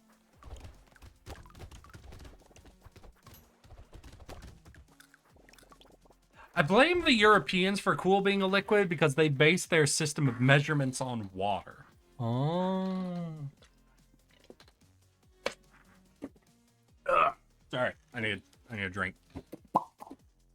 Oh man, if we get into states of matter, this shit gets wild. There's like 30 of them. Wait, are there more states of matter?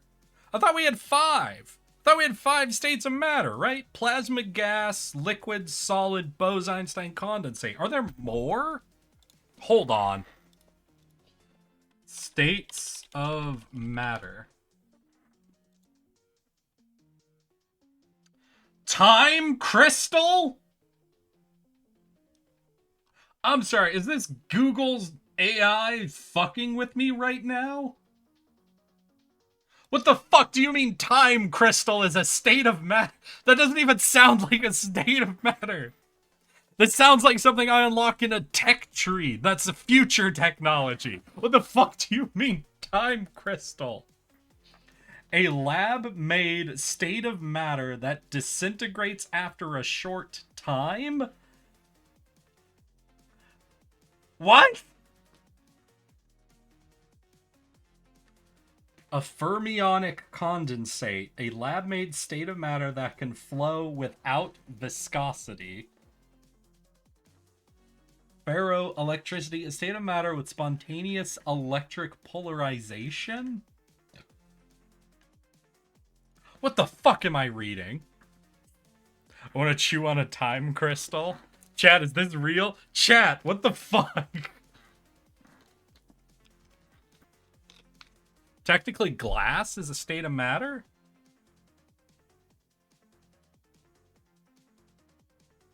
No, glass is a solid. Listen, if you're going to make the argument that glass is both a solid and a liquid, first of all, you're wrong. Glass is a solid. At the point that it is glass, it is now a solid. Now, could solids be a little liquidy? First of all, yes. Second of all, the main reason people say glass is a liquid, and maybe this isn't the reason you're saying it, but I just know the most common misconception of why people say glass isn't a solid is actually wrong.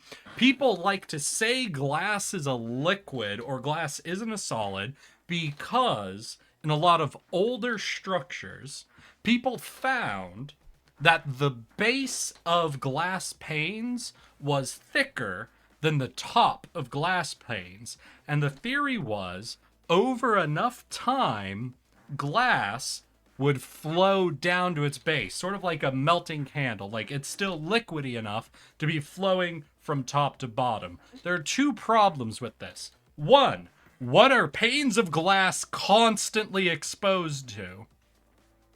If the answer is sunlight, you're right. So they're constantly under heat, meaning there is an argument to be made that glass itself is a solid, but if you heat it up enough, it'll become a liquid.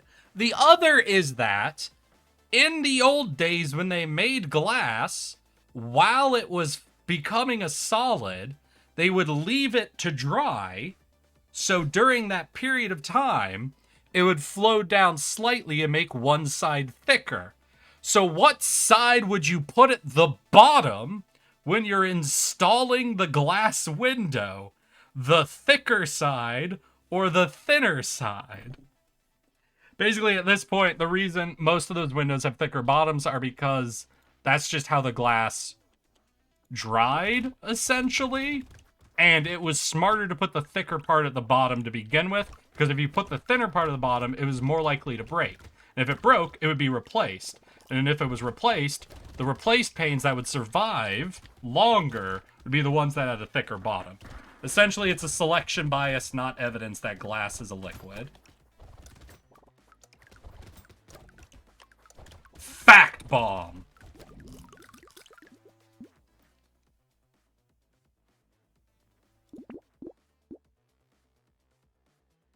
Well, let's do that life suit. We get Ricochet. We'll hold on to that. Grab this for luck. You can grab that as well. Let's go. Fun facts. Hell yeah. Wait, Ultimate, do you have a fun fact or are you just replying to my fun fact? No, Ultima, actually, no, you don't get to decide that. You owe me a fun fact now. If any of you say fun facts, you owe me a fun fact. Doesn't matter the context. Can't be you, even if you said, damn, Eric, that was a fun fact, you now owe me a fun fact. That's how that works. I make the rules. Most people would say they don't make the rules. I do, and these are the rules now. Fun fact, there are more than 15 types of ice. What the fuck does that mean? What do you mean, types of ice? Phases of ice. Okay. What? Where are they drawing the lines at these like, you don't need to go through the list of the ice types, but like, Where are they drawing the lines on the phases of ice? Oh my god, are we about to get 2 ricochets? Oh, that's gonna be crazy. Let's see here. The 15 types of ice? Because if you're gonna be typing, that means you are drawing lines, right? Ice shapes: regular, cube, full dice, half dice, nugget, flake, bullet, crescent, gourmet, and tulip. Grease ice, a general term for recently formed ice that's only weakly frozen. Clear ice is the strongest and safest ice, forming atop of calm waters at the start of ice season. Ice 6. Oh, they gave up. Oh, they gave up halfway through, didn't they? No, I need to I want to just read I'm not going to give you the definitions again. I just want to read you the first 4 types of ice on this list. We have ice shapes, grease ice, clear ice, ice 7, ice 8, ice 15. Imagine, this is like when someone's writing a fucking poster and they start going down the letters. They're like, yeah, we're gonna do some big fucking, oh shit, oh, I'm running out of space. I need to make these a lot smaller. These fuckers start making a list of the different ice types they were encountering. We're giving them names, and partway in, we're like, oh shit, I can't keep thinking of cool names. We're going to a number system, y'all.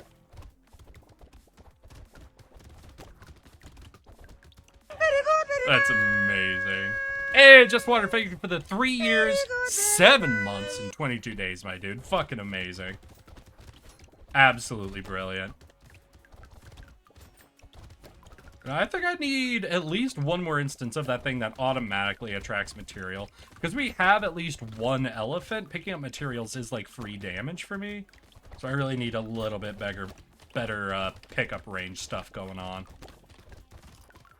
Also, with all these ricochets doing negative 25% damage, I think I've dropped off from a major damage breakpoint. It's taking a little longer than usual. X-rays can pass through the metallic element beryllium. Ooh.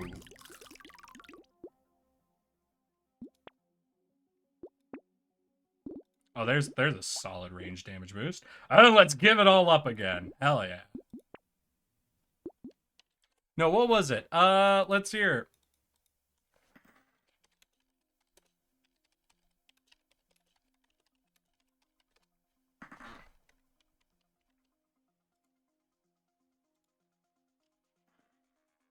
Let's see, is this... On the periodic table of elements, 24 of them are human-made. Or artificial, essentially. Or we just knew by looking at how many protons and neutrons things have, we knew there would be a stable state at this many protons and neutrons, but we couldn't find it in nature, so we just made it, and it worked. Isn't that kind of fucked?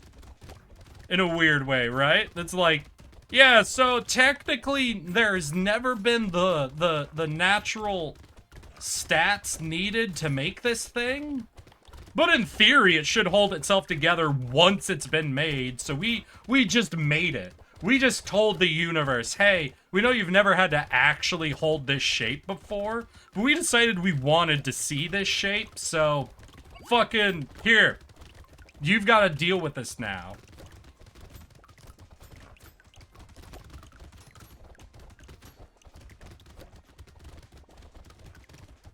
I think that's evidence we're not in a simulation. Imagine a simulation forcing itself to invent new things to simulate. Fun fact, humanity will one day face the consequences of its hubris. One day? Bitch, humanity has been facing the consequences of its hubris constantly, ceaselessly. There's never been a time in humanity's history where humanity was not facing the consequences for its action. I dare you to name a time humanity was not facing the consequences of its own actions. You can't do it. There has never been one.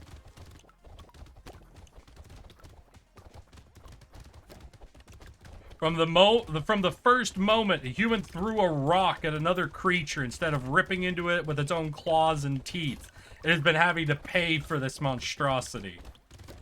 We're just lucky that we considered some of those changes to be good. Why do you think we got such thick fucking asses? Because some asshole decided he wanted to walk upright. So now we have thick fucking asses, and when we poop, it covers ourselves.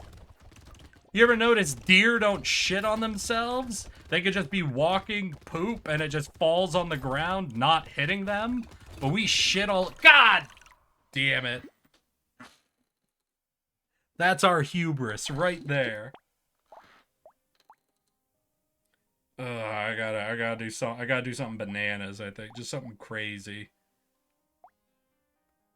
No, we're gonna go for the engineer. We're just going hardcore dude who just does one thing. We just make turrets. We do like thick asses. That's true. Humanity do like thick asses. I think chickens do as well. Don't hold me to this. This is one of those facts that, like, might have been from the early 2000s. You know, 100% made up. But I remember at one point hearing that humans and chickens have shockingly similar, like, theories of attraction, where we both like big hips and big chests. Hi, son. You have joined at a weird time.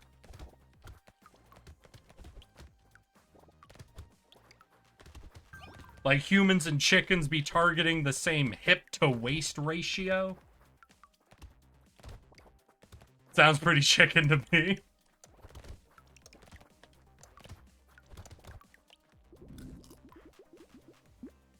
Damn, that motherfucker who invented standing. 100%. Asshole.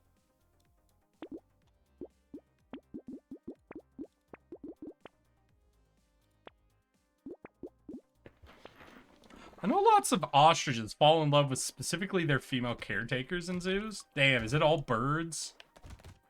Do we got dinosaur proportions? Is that what's happening? I heard, so I think that was like, this is actually a couple years old, but I heard that people started doing some, like, essentially simulations of dinosaur vocal cords and started, making, like, dinosaur sounds, and I heard a few of them today. Let me tell you, they are cool and very unsurprising. Like, you ever been listening to something and go, yeah, that sounds kind of like what I expected a big lizard to sound like? Shit. Did dinosaurs have thick asses too? You ever seen those recreations of T-Rex? T-Rex got dummy thick fucking thighs. You kidding me? If people weren't cowards, there would be more dinosaur waifus with those thick fucking asses. God, I thought I could fully commit to the bit, but it felt so cringe to say. It felt so awful to say. I can't do it. I don't have the fortitude to commit to the bit. Oh God, I feel it. Oh, it's horrible. Please, don't make me commit to this bit.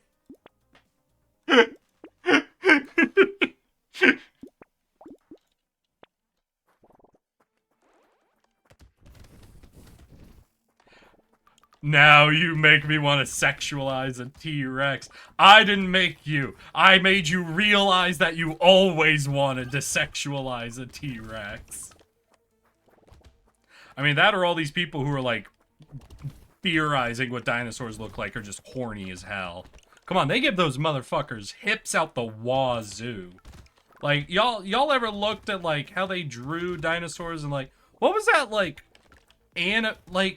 God, there was the CGI, like the old dinosaur movie that was CGI, where they were like walking through a desert looking for water.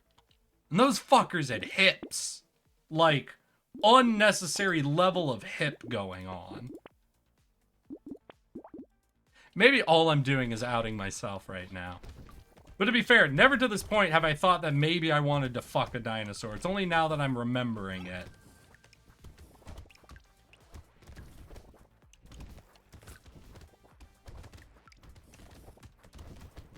Hips with a capital H. If you want thick, ain't no thick like dino thick.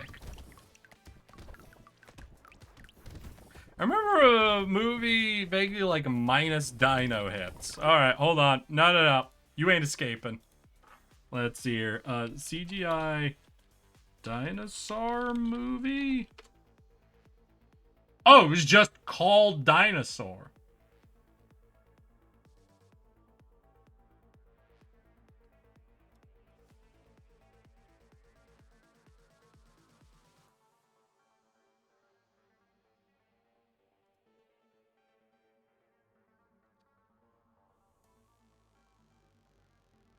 Let's see. Let's see if I can, they're just giving me pictures of their faces. God damn it.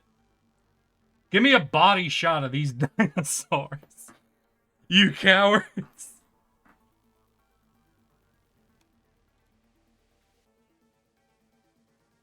Alright, you know what? Yeah, we'll take this boy. We'll take the fucking, I guess, I don't even know if you call this one the antagonist. Whatever. Okay, now where's my non-game?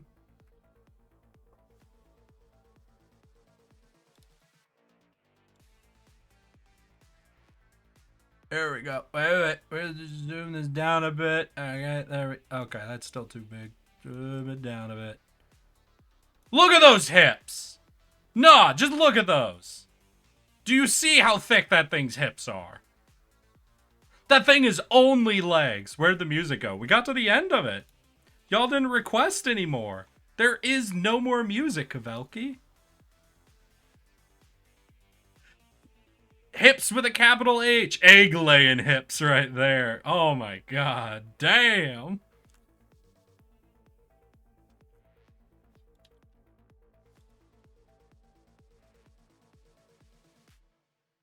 There we go. Now we got something. What the fuck is this?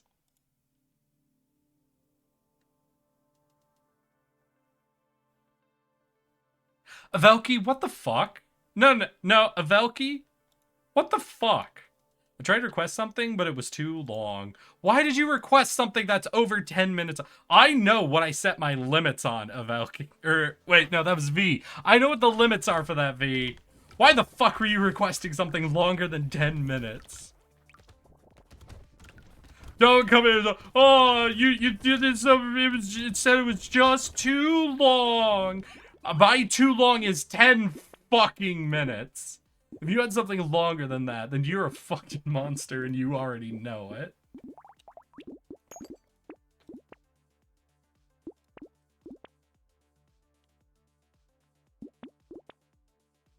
Why does duct tape give me negative health?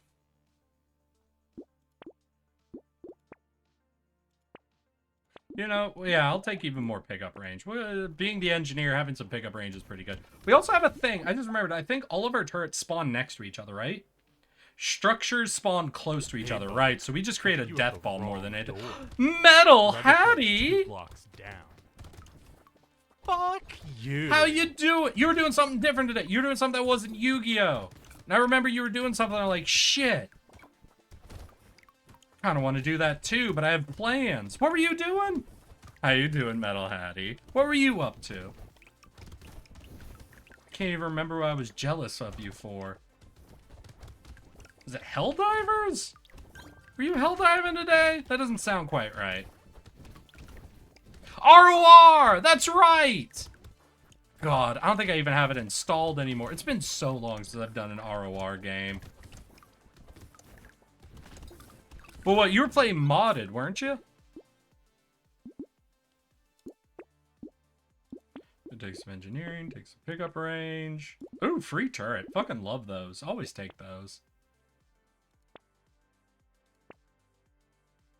We could take a cog. I think that's, we'll just save for that. They fixed it, it's still fucked, however they changed it. ROR? Or the mod? I don't know what mod Metal Hattie was doing.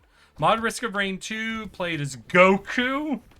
Then Yu-Gi-Oh! Oh, wait. Wait, do you mean you played as Goku and then you played as Yu-Gi-Oh? Or you played ROR and then you played Yu-Gi-Oh! I think I know which one it is, but I'm really hoping it's not the one I think it is. Because that would be hilarious. I want to play ROR as the concept of Yu-Gi-Oh! I couldn't even imagine what their abilities were. I send that boss to the Shadow Realm. Damn it! It was the second. Fuck! That's the worst option! Beast Wars Megatron was thick, his dino ass became his gun? God fucking I shouldn't have told y'all my theory about thick dino. I shouldn't have talked about this with y'all. I should have known y'all would have made it worse.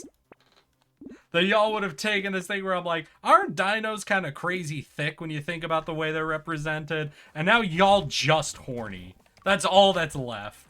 All that's left from this discussion is chat is now horny for dinosaurs in a way they weren't before. I guess my question remains then, why aren't there more fucking thick-hipped dino waifus? We can hold on to that question, I guess. Yugi Moto defeats hordes of enemies. I have a friend who was actually really into the Yu-Gi-Oh! Like, both the TV show and, like, the original manga. And he told me the craziest shit, that the card game was actually supposed to be just a really small arc in it. And that it started out as, it was the reincarnation of an Egyptian pharaoh who just liked to play death games with people. Like, a ton of common children's games. And he would basically be doing Squid Game, but, like, just out and about with people. And there was one section of it where they were doing the card game thing, and the producers were like, hey, just make more of that. And so they ended up swapping things around to really just being the card game at that point, but it wasn't initially meant to be like that. Nordic left before I could kill him? Well, hello there, first-time chatter, Capsons. I think you're probably already somewhat familiar with me if you hanging out with these fucking weirdos, but hi. I'm Eric, yes, that one. I'm a pudgy little tardigrade who likes to play video games, and today we're doing achievement hunting. Poorly. Very poorly. I haven't gotten one yet today, and it's embarrassing. I choose to blame chat for getting me on tangents where I literally stop looking at the screen and start explaining dumb concepts. Like Bose-Einstein condensates and time crystals. And the fact that it costs $150 to get my fucking mattress taken to the dump. How are you doing? Hello and welcome. And first time chatter from Nordic Werewolf. Hello, hello. Your name is awesome? Fuck yes. Same intro to you. I'm not going through it again, though.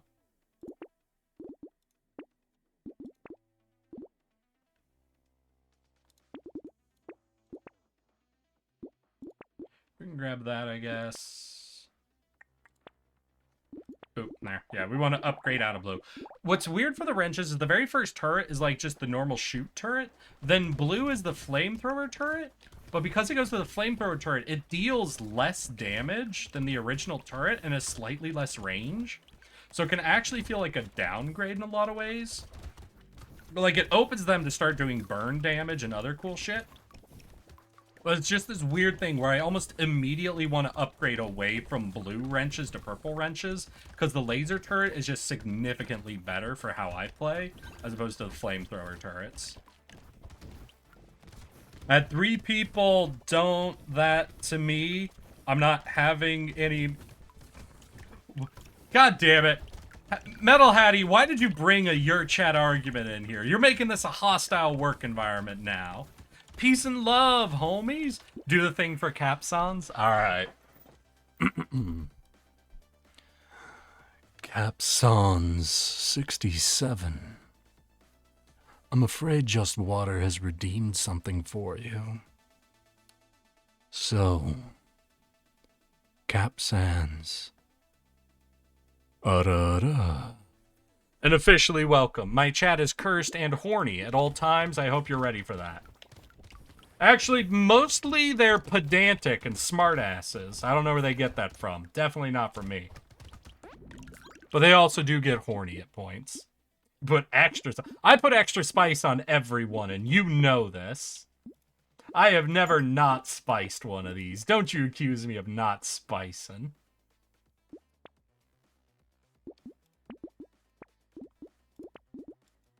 Me trying to open the door, but it's locked. What? Oh no. Was it that bad? I'm sorry, Cap Sans. I didn't know it was that awful. I'm real sorry. I didn't want to make you feel bad. It was... Aww. Door stuck, too dummy thick to escape. I'm trying to get through the door, but my ass is so dino thick that I keep getting stuck. Help me, step door. I'm stuck. It's fine. Oh, okay. Well, we seem to be doing okay. I'm not feeling very confident at this point. We do have 2 healing turrets, which is more than I usually get. So maybe if I go max health, I can tank my way through the final boss.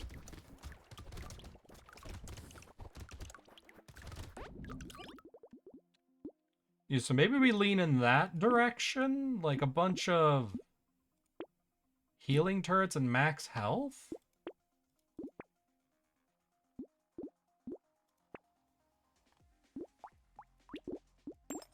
Damn, we're almost fully out of the blue, so that's good. I think this is going to be a lot more survivable. I'm going to buy this, and then I'm not going to... Yeah, then that's all we can do for now. But next time we get a reroll, we'll get this fucking going.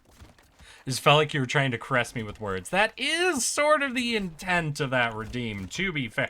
Like, the vibe was accurate. Your read on the vibe was fairly accurate. However, I only do it because chat pays me to do it, essentially. Chat is without chill or self-control. And as we've recently learned today, really want to fuck some dinosaurs, I guess? Only they just discovered that today. So, you know, we're all learning new things, really, is what the topic line for today's stream. We're all learning new things. He gets paid to say things? Oh, we're all paid to say things. Mostly my boss pays me to say good things about their video game, I guess. Do the reroll. Oh, damn. We gotta go all the way up to a red. Yeah, get rid of that last blue then. Straight to a red wrench. Let's go.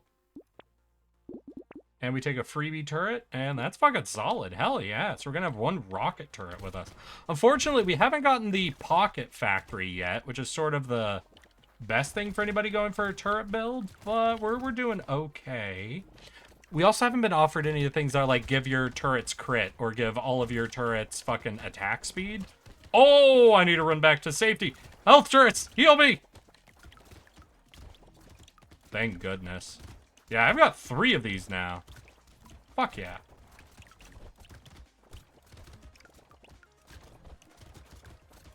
Like the difference between a magazine and a clip? There is no difference. Any difference you're saying is made up and pedantic.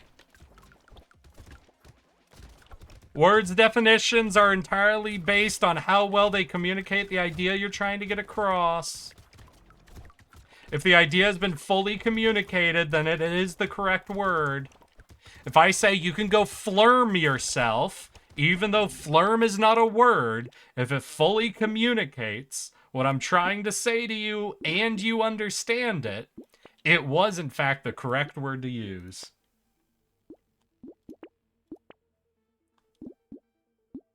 Prove me wrong, Velky. What's your favorite Dragon Ball character?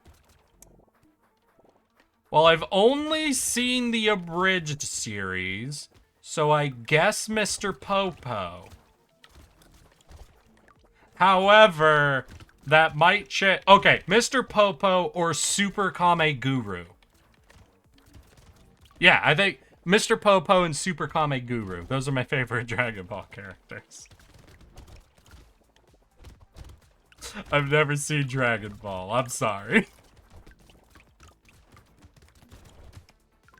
Both goated. Hell yeah! I chose correctly?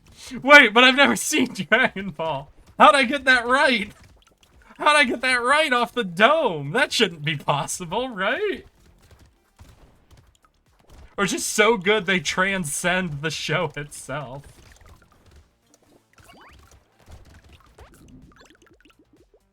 I saw a bird. It was pretty. Caricatures!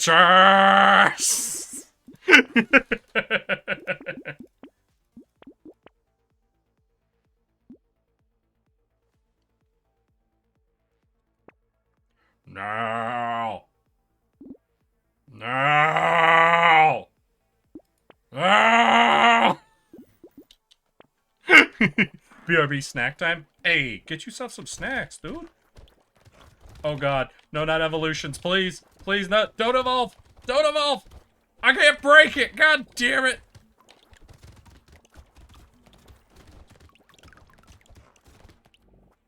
Please die. Please die. Thank you. I appreciate that. I appreciate you dying on request. I need you to tell me that I can leave the lookout whenever I want. All these squares make a circle. All these squares make a circle. All these squares make a circle.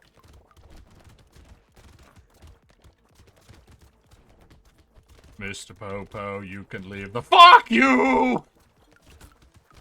Oh, that was very close to death. One does the work by itself, the other is merely to assist getting the rounds into the other one. Get those rounds into me. Alright, but if I told you I reloaded with a new clip, and you go, "Whoa, how could he have done that? You can't load a clip in. Doesn't he mean a mag?" No, he said clip. So that means he tried to jam a clip into the gun and it broke. Then you're wrong. Then you don't know how words word. You do not know how communication works, and I am sorry for you. I just realized I tried to fucking right there accidentally channel the energy of the dude who does the anime voice in fucking games. Why did you make a clip of me commenting on thick dinosaurs already? God, Ultima, you son of a bitch. You fucking monster. No, how did you already...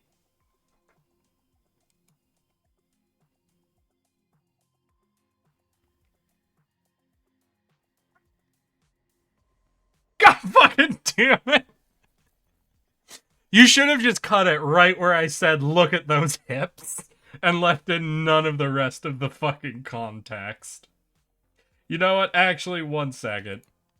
Do I still have my fucking clip downloader extension? I do. Alright, one second. Downloading the clip. I'll post this. If you could date an anime girl, what would it be? Alright, Cap Sans, your question is worded in the worst way possible. If you could date an anime girl, what would it be? I was really expecting you to ask me who would it be? But the fact that that question ends with what would it be just makes you go, what does he mean? Like, would it be a cat girl? What the fuck is he asking me? What would it be? Oh, damn, you know, one of those mecha suits? There's a lot of open-ended. Fair. Okay, I guess the open-endedness was intentional. Sorry, I'm making a new video fucking project so I can trim up that clip you gave me.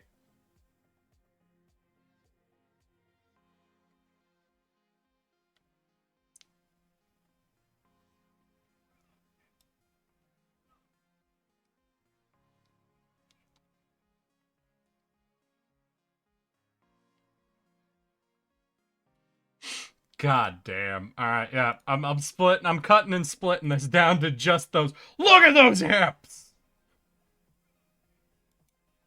Alright, then we start section, go to the end, delete, apply changes, duration has been changed, yep, that's good.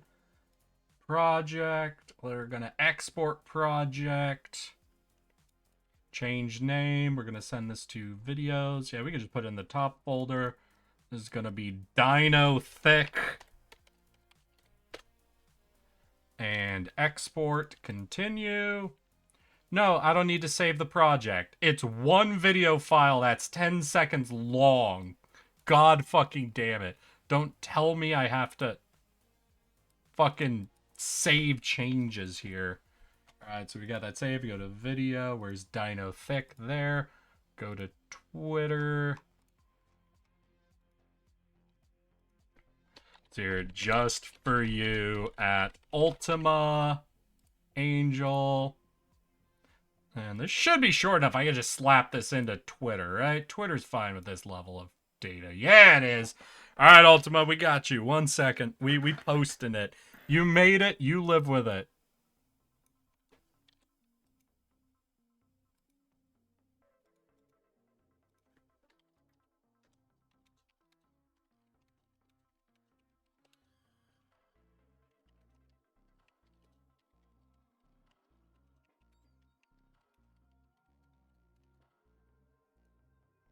And so here now we go video and post.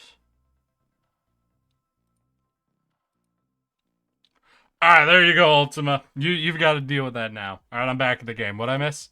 What's going on in chat? Oh, right, I never answered the anime question. What would it be? What would it be?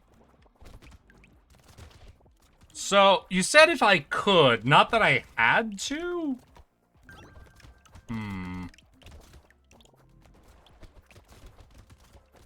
Ooh, this is interesting. Cause like there's a couple of schools of thought going in my head. One of them is if it's an anime, I can just choose a god to make me immortal. Just to be like, I'm doing it for the immortality. And that feels like a legit answer, you know? But I don't know if that's like the vibe you're going for. So Capsans, my first instinct then is to tell you, you know, pick an anime god that'll make me immortal. I'd pick them for that reason. But I'm thinking you're looking for a different vibe. So if you are looking for a different answer than like the most practical choice I would make, let me know and I can give it another think. You know? This is one of those where I have an answer, but I'm relatively certain it's not matching your intention for me.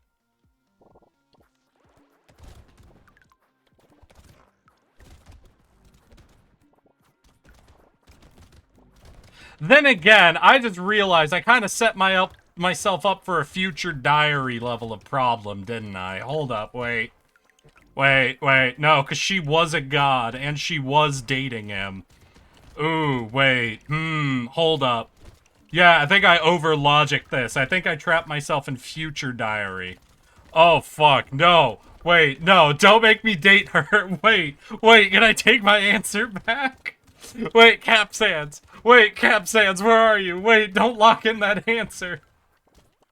Please. Please don't make me date a yandere. Don't make me date a yandere god. You can't play slots without a lever. Wait, no. Please. Fuck. Oh, God. For those who don't know what I'm referencing, there's an anime out there with, like, the most iconic yandere, called Future Diaries. I'm gonna just show her fucking face, and I think most of you should be, like, on site going, wait, that bitch?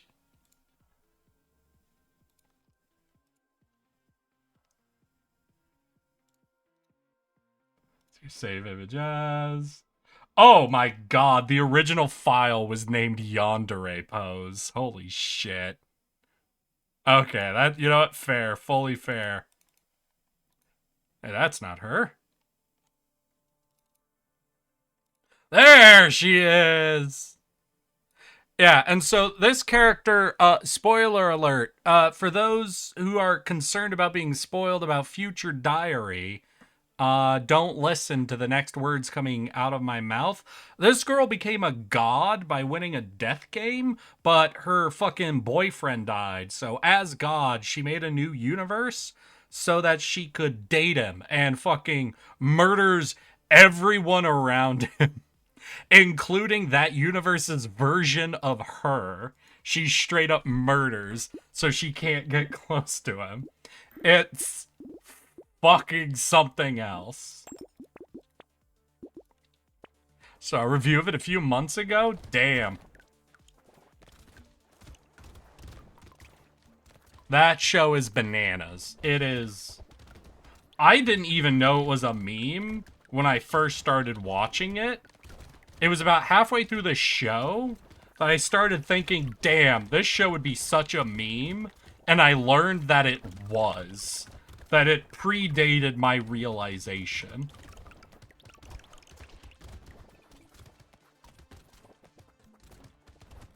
Yes. Y'all just fight the turrets. I'm gonna hang out here by my healers. And y'all just have fun over there, okay? I'm gonna get those materials. Okay, then we fall back.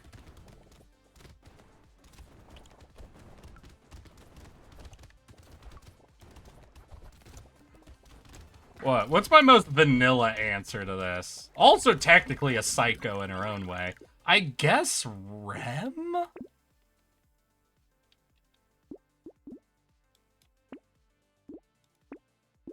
I don't know, that almost feels like the cop-out answer, right? Like, I don't know if there's a more generic answer I could go with. Oh, there we go. There's an actual structure up. Oh, wait, no, it's last wave anyway. Shit. Oh, it's the snake, so we'll see how the fucking turrets work. Fuck off, bad snake. Get away from me. No, fuck off. Stop it. Eh.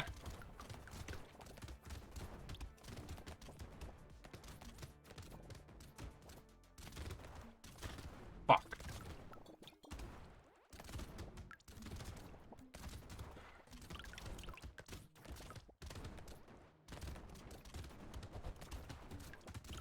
Okay, we could just focus on the snake. Yep. Advantage of this dude. The turrets can do all the work. In fact, the turrets have to do all of the work. Ooh, that's not so good. Oh, he's running at me. Oh, that's very bad. Nope, don't run away from my healing turrets, no matter what. Even if he's gonna fucking, like, annihilate me, I have to stay within range of my own healing turrets. Yeah! We got one! Ram is the better sister? How? Like, this isn't like a...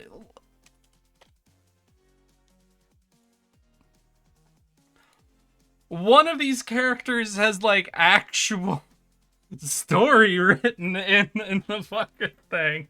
The other is mostly just used as a lackey for a villain. The fuck you on about? Alright, that's one down. So we're gonna do a new run, y'all. One of y'all, pick it. Just pick a face. I'll move myself out of the way. One sec. Pick a face. Any face. Just look at the faces, pick a face. Listen, I got nothing against Ram. It's just kind of hard in the cast of characters that they give a lot of character time to. Ram don't exactly get a lot. Spider on bottom middle. I assume you mean creature. Can you confirm for me? 24. Second from the top right. Oh, so creature and ghost. V spoke first, so we'll go creature first, but then we run ghost after this. I'll need you to remind me, though, Capsans. I will forget. I apologize ahead of time. Just remind me, and we'll be good. So, weapons deal an additional damage that scales with curse. You start with one fish hook. Those are curse when you level up. Minus 10 range at the end of each wave. So our range is constantly going down. And we're earning less and less XP. That's kind of fine. But sounds like... So we have multiple... Because we're scaling with curse, so every weapon we have will have a second scaling. So raw damage multipliers are pretty good then. Because they'll be double dipping on every weapon, since they'll be affecting both our curse damage and our, like, ranged melee blah blah blah damage. But we are losing range constantly. So we have to be picking up a lot of things that, like, just give us more range, I think. Also, anything like those freebie turrets, because that's just another thing that just exists on the map.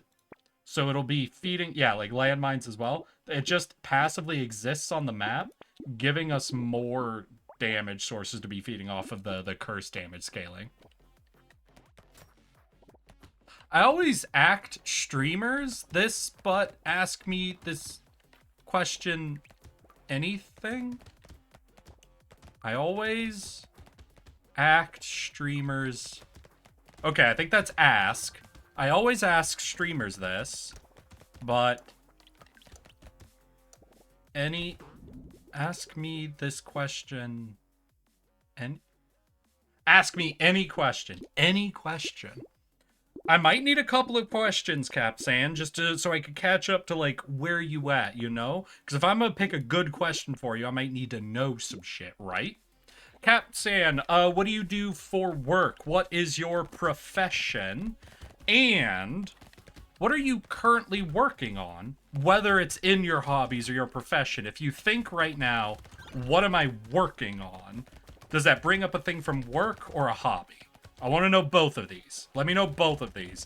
And then from that info, I might be able to develop a good question for you.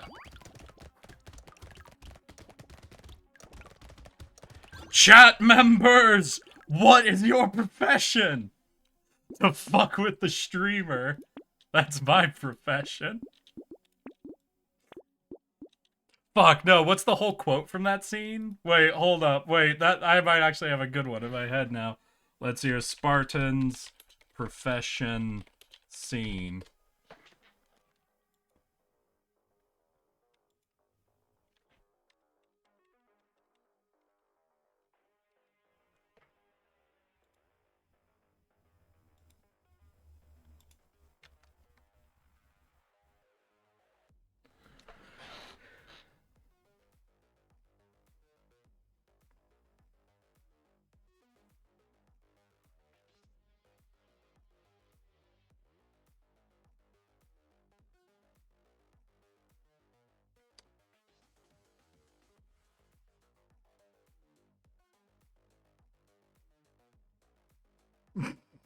We're going on the warpath, and you only brought this handful of trolls?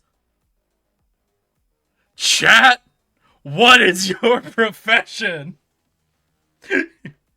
You see, my friend, with my thousands of supportive fans, I brought far more trolls than you. I own a I own a dog shop, and I'm trying to finish One Piece? Oh, damn. Alright, so you own a dog shop, and you're trying to finish One Piece. Alright, I'm afraid the question I have is more so related to your work, though probably not directly. Do you believe different breeds of dogs are consistently behaviorally different from each other? Because there's a lot of talk of that in both people who do work with a lot of dogs and people who don't work with a lot of dogs. I'm curious from you if you feel that certain breeds of dogs are more, like, behave more or less consistently different from other breeds. Yes, always. Oh.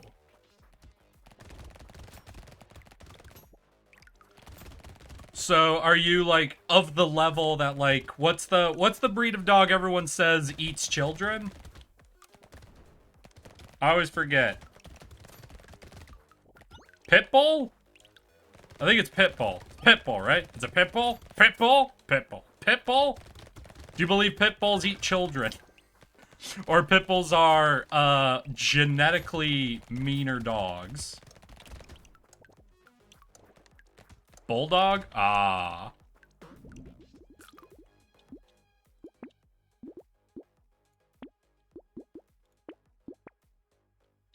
Or is it more of a different level you think of? Pit bulls, specifically ones named Cupcake or Princess. I've seen a lot of dogs, and some breeds act different. Yeah, my dad is actually trained as a vet, though he works, like, as an inspector for plane shit. Basically, he works for the FDA functionally. But my dad said from vet training, the thing he noticed is a lot of people will say, you know, oh, certain dogs are mean or not mean or yada yada. But he said the only thing he ever found consistent was certain breeds of dog are twitchier than other breeds. Like, certain breeds of dogs are more nervous and more likely to act out, though the way they act out isn't consistent. Like, people say pit bulls are mean. My dad would say pit bulls are really twitchy, so they act out more likely, but that can equally be destroying stuff, or attacking people, or running back home.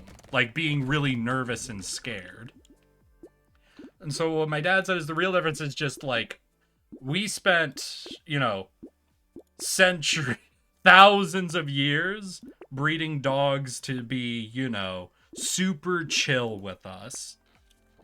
And some breeds were less focused on that than other. So some breeds of dogs are twitchier, like less chill than others. But that doesn't lead to a consistent type of overreaction. Just that they're more likely to essentially have higher adrenaline levels than other dogs.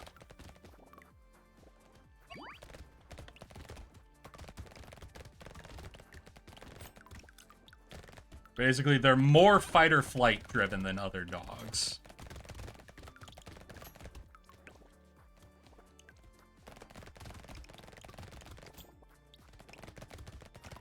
And that just reminds me of, like, the thing that I've talked about multiple times on stream. So for those of you who have been here consistently, prepare to suffer. I remember watching a video where some people did a test between dogs and I think they're called Finnick fox. It's either Fennec or Finnick foxes. Basically a bunch of foxes that were being bred along the same idea, essentially to see if they could, like, breed out the, basically try to force to Fennec. Yeah.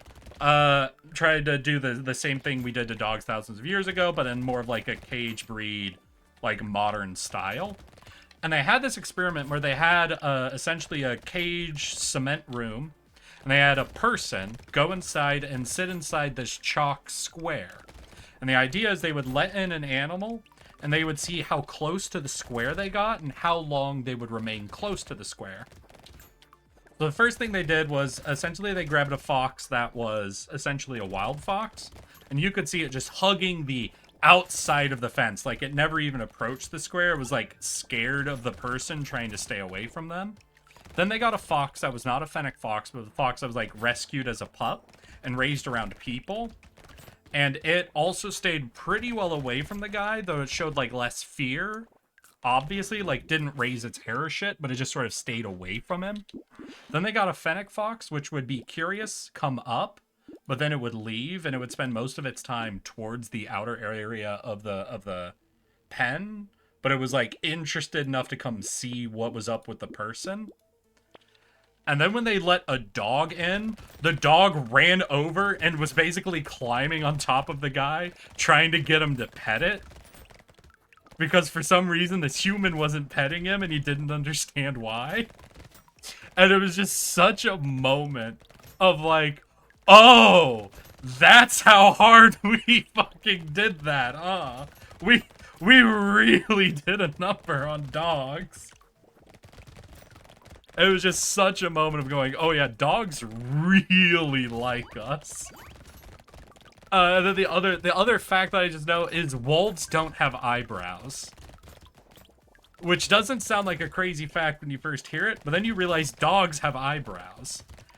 And you realize dogs exclusively picked up eyebrows when evolving under our care, like being domesticated.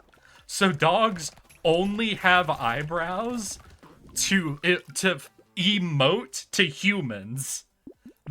They evolved a way to emote to humans better. Do you realize how fucking insane that is?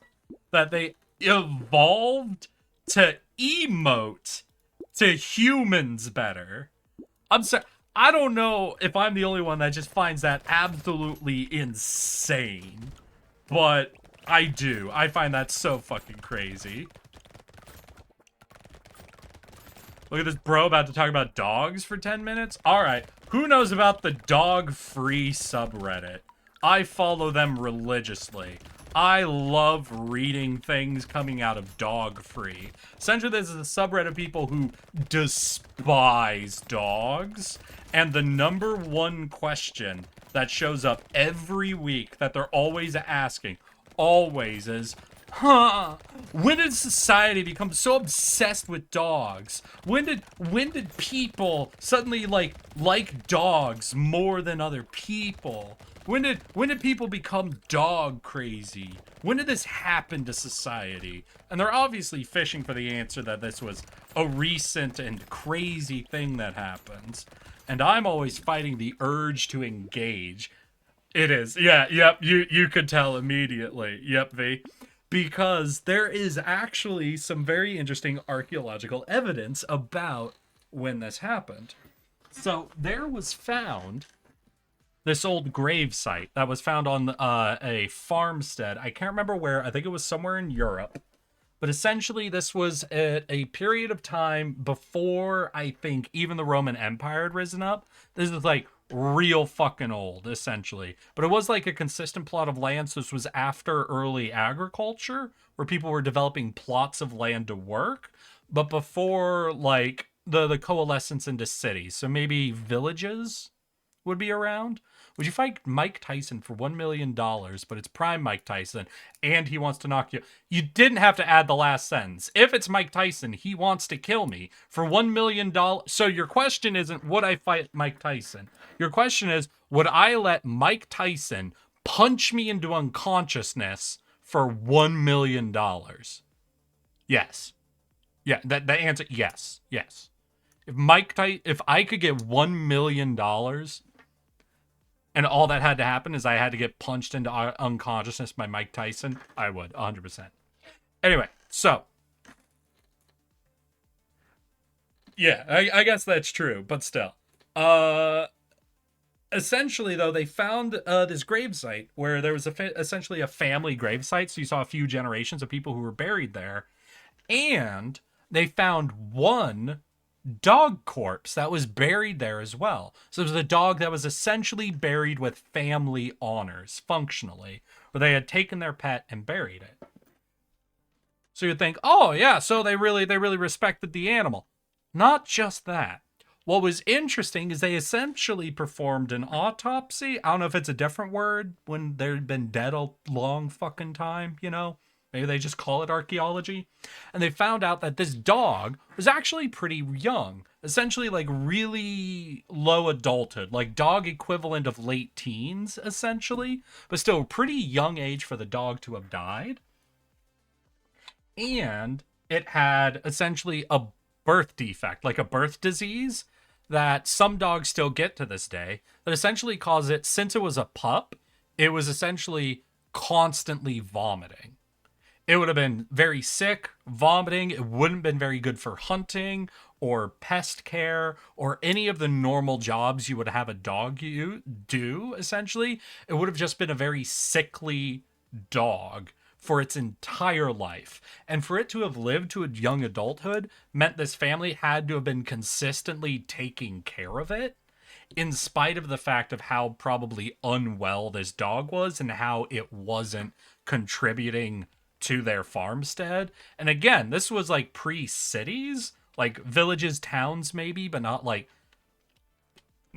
infrastructure going on in any form. And they were still committing resources to keep this sick dog alive. And then even after it died in young adulthood, they still buried it in the family grave plot.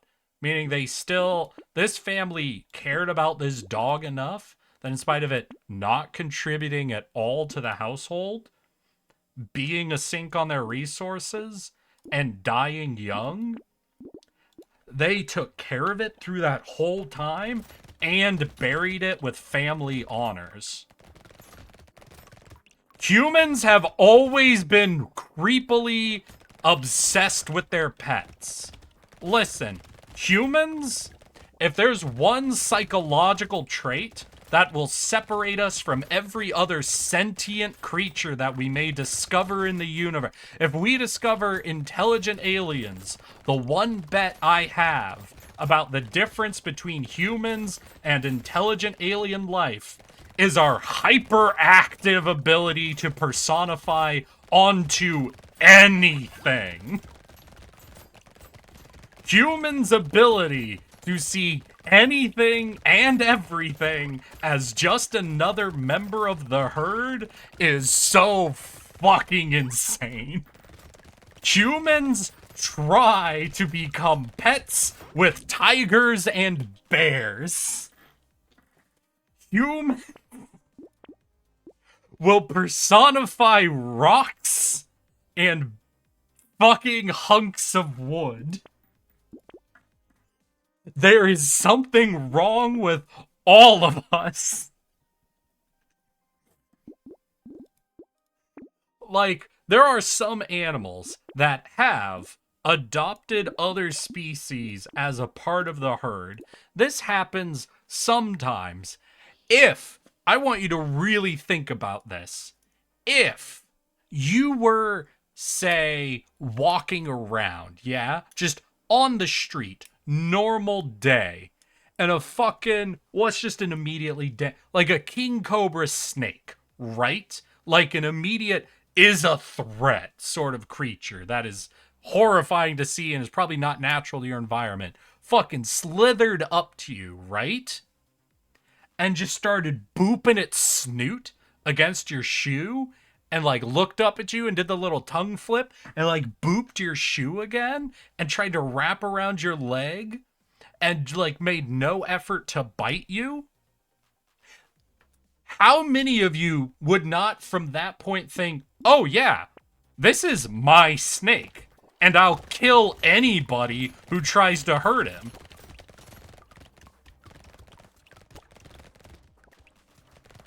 Anyone in chat want to tell me they are not immediately 110% on board with this snake?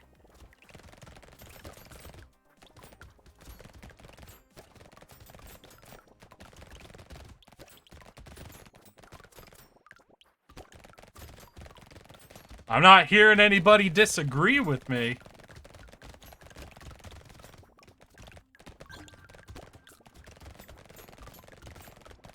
Speak now or forever let me get to the point. Yeah, see, none of you disagree. Every single person. Nah, things too poisonous would run from. No, that's what I'm saying. I'm saying I know the initial instinct is run from it. What I'm saying is though, for some reason you weren't able to run from it, and it rolled up to you and just kind of booped you a couple of times, and then wrapped around your like eliminate. I would run away as an option. Like, you couldn't escape until after it had done this. It had already rolled up to you and done these actions.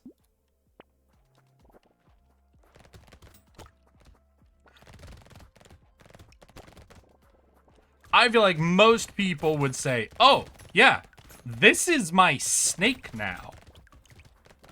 This is the coolest snake ever.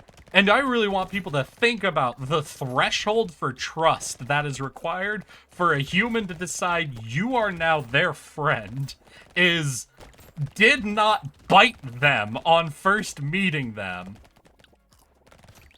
If you are an animal and you do not harm a human on first meeting them, they will interpret your not hurting them as being cute. They will describe what you did for not biting them as did a cute thing, and they will feed you for the rest of your life. That is our threshold to give you whatever resources you want.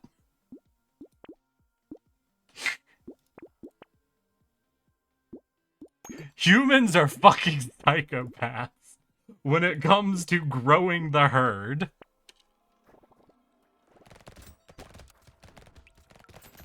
I'm telling you, I don't think if we ever find intelligent aliens, I think that'll be the main thing that separates us. Is they're gonna look at us going, oh yeah, that's my friend now. And go, what the fuck is wrong with you? That's one of the most dangerous species in the universe. Yeah, but like, he walked up to me and gave me this rock. He's my best friend. They're both venomous and capable of ripping your face off. Yeah, but he didn't. And look at his little nose. He gets all of my food rations.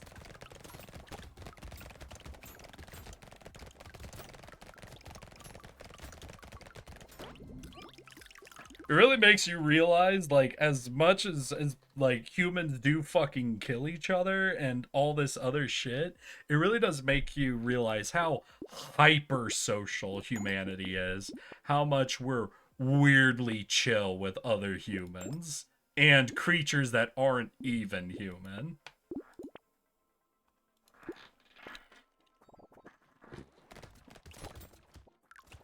What do you guys think? You think I can get a second achievement before time gets ridiculous? No more tangents. We gotta lock in. We gotta lock in for achievements. It's embarrassing. It's embarrassing that I've only gotten one so far. Damage is going pretty good. Range is obviously constantly decreasing, though I've picked up a couple of range increases, so we might still be... Where are we actually on? Range is at 15. How much are we losing? 10 range. Yeah, so we're almost in the negatives here. So we do need to keep picking up if we want to keep above default range. Yeah, Boblin the Goblin is a good example of humans' desire to keep growing the herd no matter what.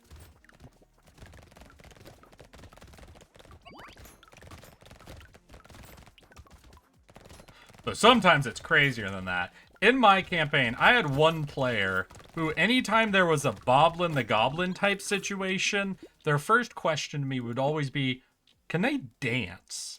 I'd be like, what do you mean dance? Like, could you do a little dance for me?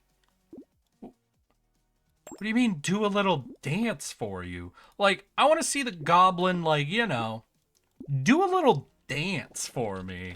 And it developed into me being concerned that this person really wanted to force a creature to just be their dancing boy. And I didn't know how to interpret that most of the time.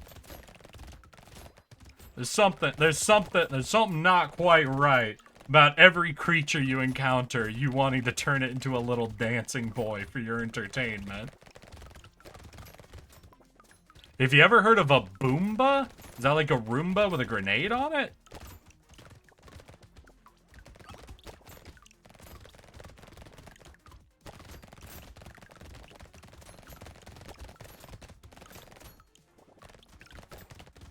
Oh shit, I haven't been doing any tank stuff, have I? Plus with all this curse, we already have some passive damage growth. I don't think I need to do any more like damage focus. I should really hunt down. With this much bullet power, I think lifesteal max health probably be for the best.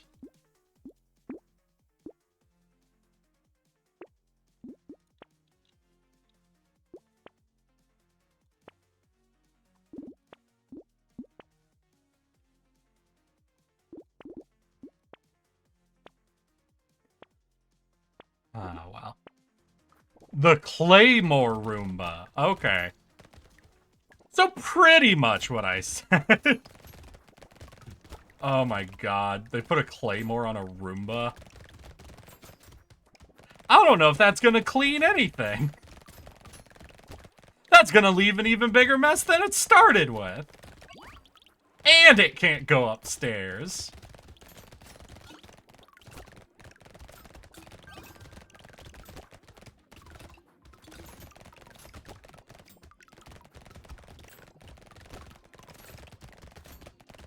Now it removes the mess. It removes one mess and leaves a bigger mess. It's a mess made of mess. It takes your mess and it spreads it over a wider area. Wait, yeah, it doesn't even clean the original mess. It just spreads it over a wider area.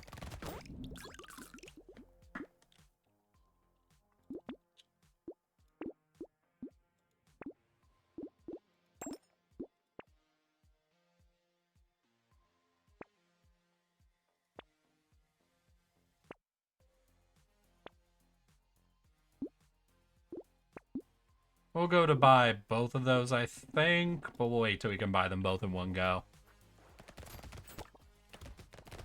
Oh, so you need the double team Roomba Boomba? Now I'm literally just picturing a Roomba driving over some fucking battlefield rubble and just slowly picking up big chunks of gravel.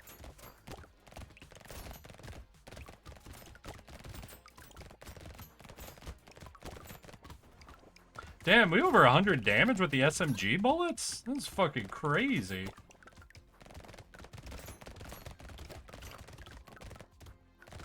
Fucking hell yeah. Alright, fucking the creature, very strong, I think. I just tried to die.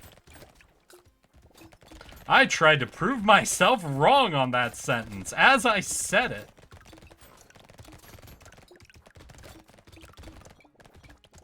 What's my lifesteal up to? I've only think I've taken like 2 upgrades. Yeah, 5%.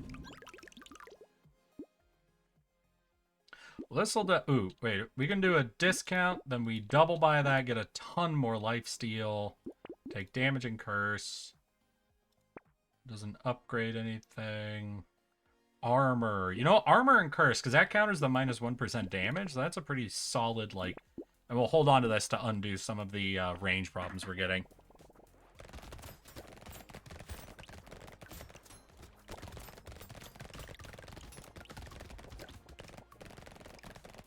Well, this seems... Y'all have had me on some fucking tangents today. What's up with that? Is this a me thing? Is this a y'all thing? Is this a Thursday thing? I need to stop giving you guys Thursday streams. You made them all weird. Talking about thick dinosaurs and mattresses. Tangents are fun. Tangential humor.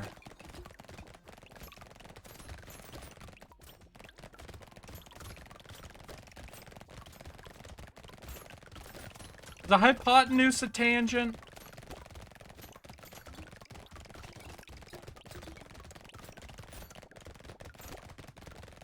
No, because a hypotenuse only exists on a right triangle, right? It's not a hypotenuse if it's on something else, I think.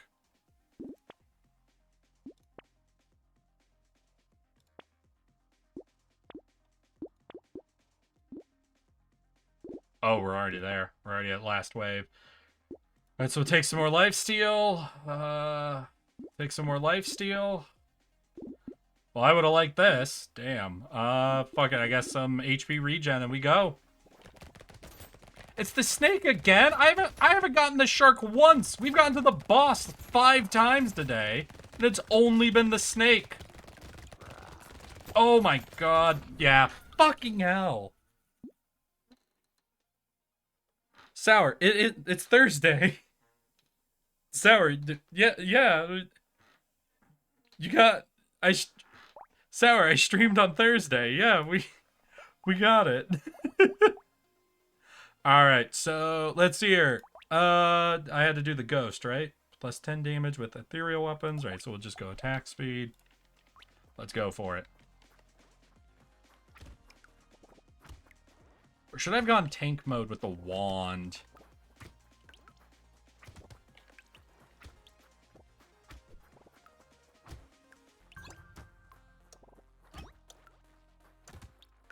Unless it would have given me a ranged weapon instead of a melee weapon to try to play with, but,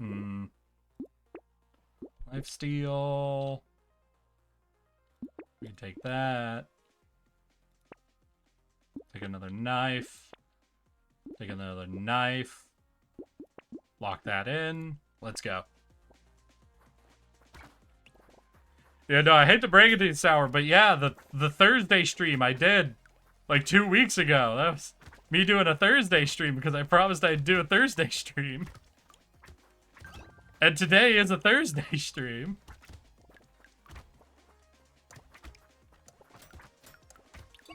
I could do more Thursday streams if you've been enjoying Thursday streams.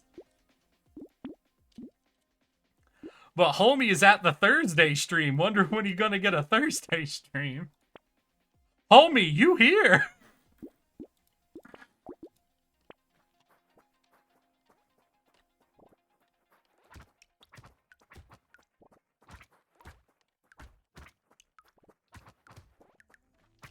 Yeah, I think I'll pick up that one wand since it was kind of an upgraded one, and we're gonna focus daggers through the early game just to get as much of that attack speed built up as we can. And then at some point we'll do the wand transition to go for the tank build towards the late, and so we have the ranged option against the final boss instead of having to go full melee.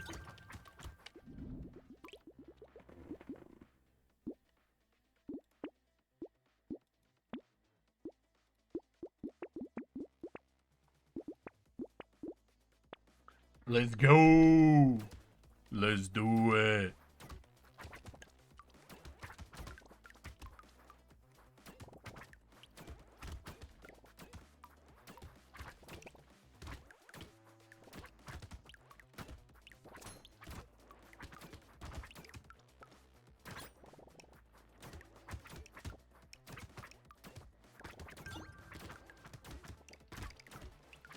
God, I need some sort of hyper mode if I'm going to be doing this even more. Because it do take me a minute to get through, like, the early levels. Oh, yeah, we'll take lifesteal. Oh, yeah, we'll take lifesteal. Ooh, yeah, we'll take lifesteal. Lock that in. We won't go for this one. We'll lock that in. Yep, that'll be good.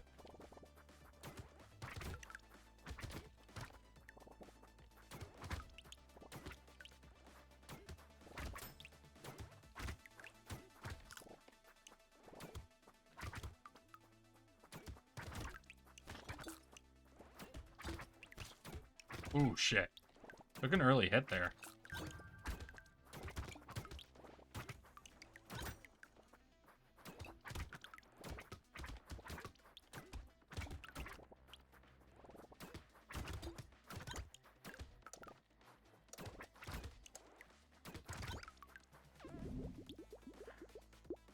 Alright, that's all doing pretty good. We'll pick up some max HP. Another dagger, crit shit. Another dagger. We keep moving. So we should be at, what, just a 30% dodge chance? Oh, 60. Oh, does Ghost start with even higher? And we're capped at 90 instead of 60.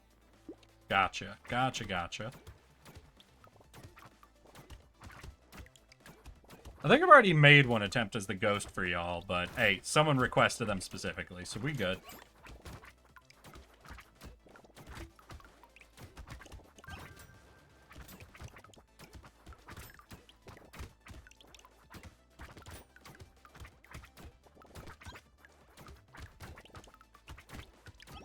Yep, just keep scaling, killing bitches scales my stats.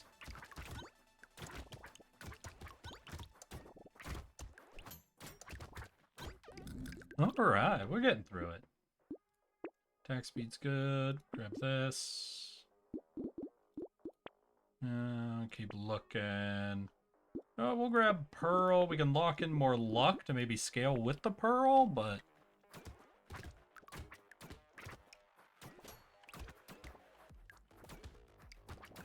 Damn, Juan's starting to attack a little quick. I wonder if that's from me harvesting or just from the few, like, attack speed things I've picked up. Because obviously all of the knives have, like, once we get, like, 16 or so kills on each knife, it increases our attack speed by 1. So it's not very... I wasn't expecting to feel like I'm doing a lot of attack speed already. I think I picked up 1 or 2 attack speed upgrades just through things, but... I don't think I normally feel it this quickly.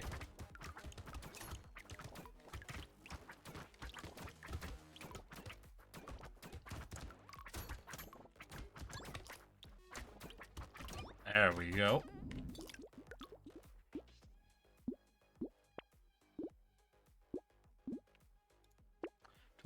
Oh, yeah, hell yeah. More enemies, so we have more things we can scale off of. Lock in the lifesteal. Yeah, we'll move with that. Ooh, okay. Got it. Respect. Big fish, slightly more. Oh!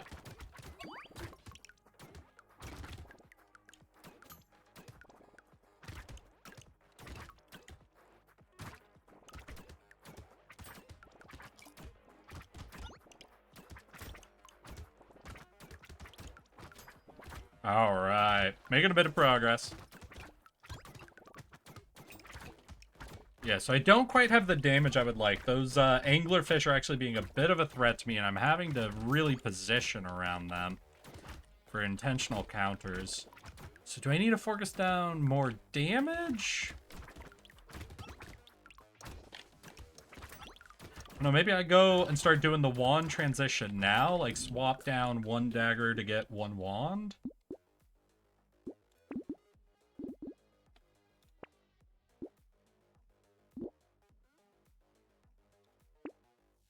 Maybe. We'll see. If they offer it, then I might do one swap down. Just 1-to-1, essentially. Yeah, so we'll do a combine here, pick up this wand, lock in the goldfish, and we'll move. And we'll now start doing, I think, like, maybe every other level or so, we'll swap away one dagger for another wand. We'll just have that be our slow transition over away from the attack speed scaling to the max health scaling. And into the more ranged focus build.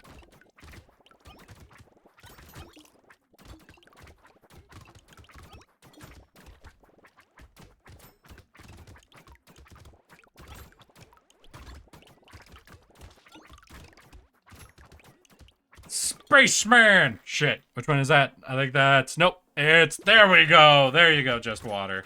Got you that hat. Had to remember what number that was.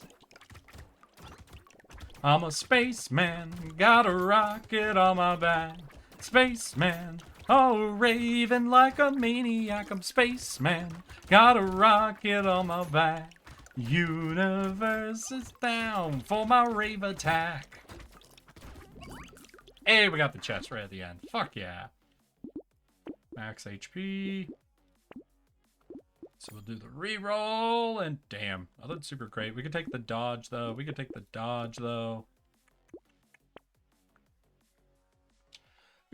get Cyberball, but I don't think so. We'll take Adrenaline, that's dodge and heal on dodge, which is pretty solid.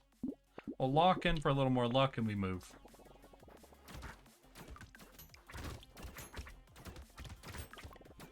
Alright, let's get it going.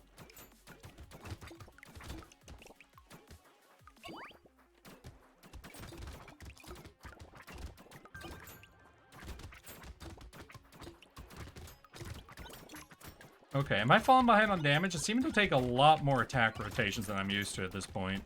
I have been picking up a lot of, like, dodge and max health, so I've been getting the tank stats a little earlier than usual. So maybe that's just what's happening? I don't quite feel like I'm ripping through these hordes like I'm used to. Ooh, fuck.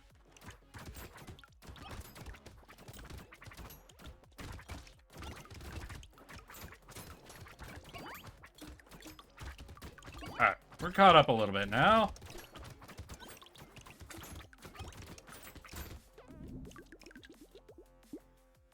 Take some lifesteal. Don't want that. Don't want that. More lifesteal. Take a bit of range. Take a bit of luck. Lifesteal. Alright, we'll lock that in. We'll do our next wand transition here.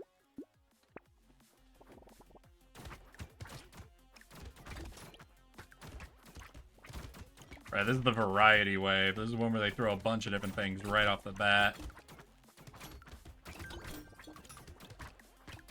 Ooh, fuck, fuck. Give me that opening. Alright, we're looping. We're getting around them. I'm gonna be a little more careful than I would hope for this early on. Only wave 11. I'm already feeling a little stressed.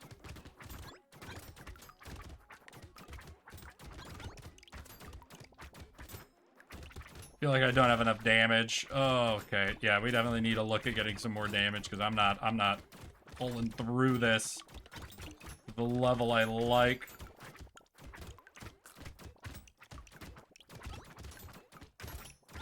Especially since all of my weapons are based on scaling through kills. I need to be just ripping through the horde in order to scale.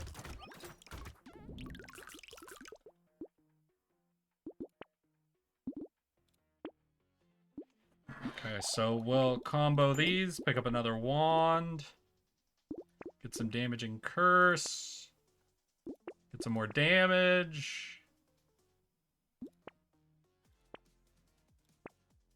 Damn, that's all we got. Rip and tear until it's done. Yep. Well, I mean, we're going to be moving over to the gun, so a little less rip and tear and just, you know, fucking DACA, I guess, you know. Blasting. So anyway.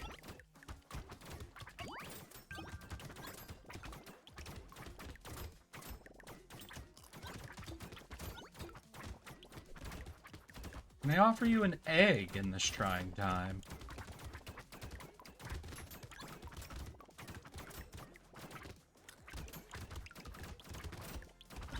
Rip and tear till it's done and go home and have some fun. There we are. One.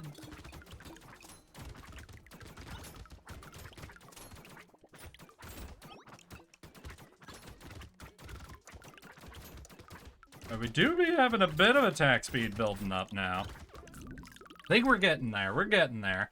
Oh, we're not taking that. Give me that. Ooh, range damage. That will be good. All right. Gonna do another combo. Pick you up. I think we'll go for that. I think that'll be a little bit better than HP regen. If we're going lifesteal and kill, as long as we can keep our damage scaling up now, then that'll be better. That will be better if we keep our damage scaling up. Okay, we're now more so focused on the wands. We're keeping a couple of daggers on hand. But we're more so focusing on the max life gain. Like, we're already at 71, so we're already crushing what we normally would be at this stage when it comes to tank stats. Though we're definitely feeling behind on the aggression stats.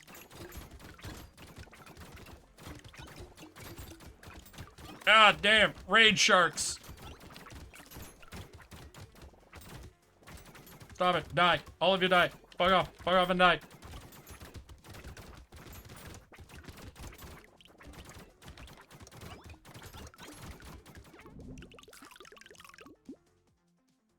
Alright, I think I gotta take the damage. Where are we on lifesteal? 20, okay. Take that, upgrade one of those. We could go for piercing, but I don't think so. We could take that for a tiny bit more. We lock that in to make everything cheaper. And a second goblet, I think will be good. Hell yeah. Goblet of blood.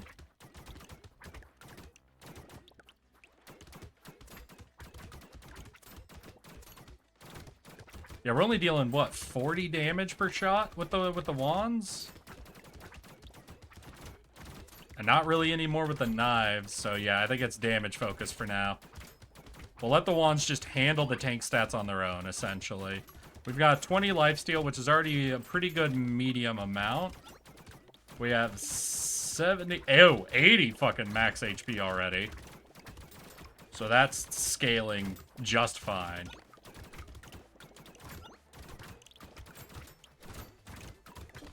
And our dodge seems to be pretty high as well, but oh my god damn. Good god damn it. I should have known. Oh, come on. I know I can get another one. What, fuck it. Who are you? Cyborg? Masochist? Entrepreneur? The knight, 2 melee damage for every 1 armor you have, plus 3 armor. You can't equip ranged weapons. You only equip tier 2 weapons. Attack speed modifications are reduced. Okay. You know what? All right. We're doing. I was going fucking going stupid. We got a knight. He wants armor. Armor equals damage. We're gonna bring a cactus. This will give us some melee and a little bit of range. You can see with the random spikes coming out whenever he swings his cactus. We're just gonna go just fucking armor. Just infinite armor and health regen. We are going to be just the unit. That's the build. Is Eric can't fuck it up build. Eric is too tanky, can't die. Even he couldn't possibly fuck this up sort of build. Drink cactus juice. It's the quenchiest.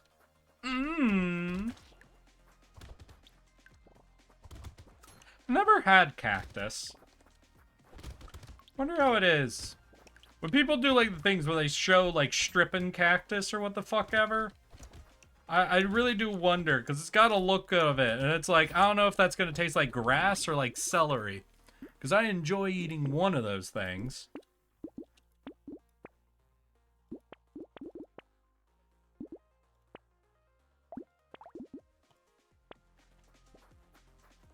Double cactus.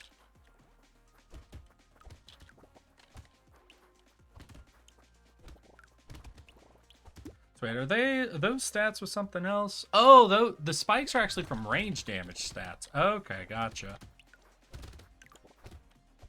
So it kind of wants me to multi-tier with this weapon. Maybe this was the wrong weapon then. Don't really want to oversplit your focus.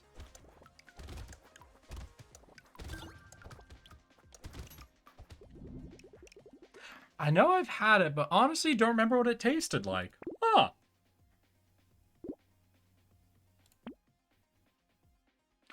So I'm more so looking for health regen instead of lifesteal on this one.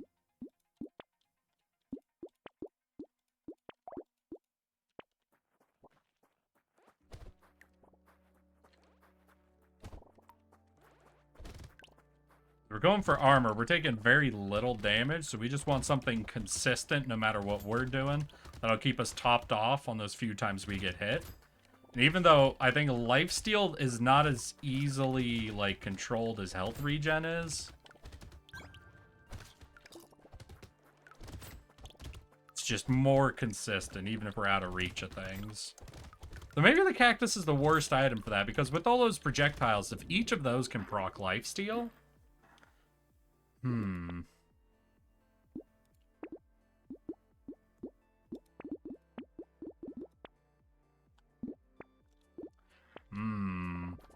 Could be wrong here. Is there anything else I'm missing about the knight? Attack speed, harvesting, or reduced? So not really.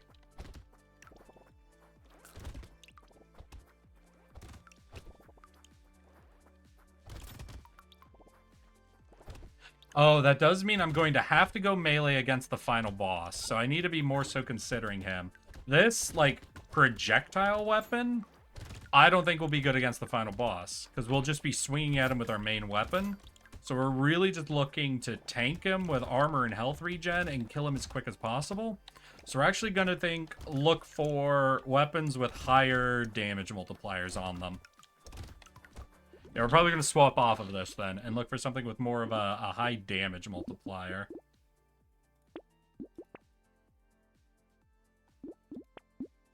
Their damage against targets below. Ooh, sickle sounds interesting. We're going to keep a couple of these. Then I think we're going to go to the sickle, because sickle's got an execute on it. So if we have really high damage and we drop people quickly, the sickle will be just guaranteeing us kills then.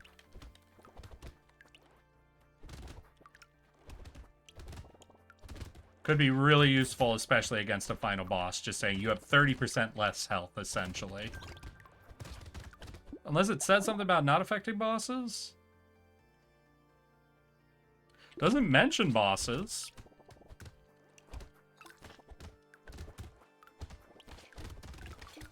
Maybe it was a too aggressive trade-off of the cactuses. I'm just trying to encourage the game to offer me more sickles. Because if I just have too many cactuses on, it's going to keep trying to push more cactuses to me. since it assumes that's what my build is and won't read the transition.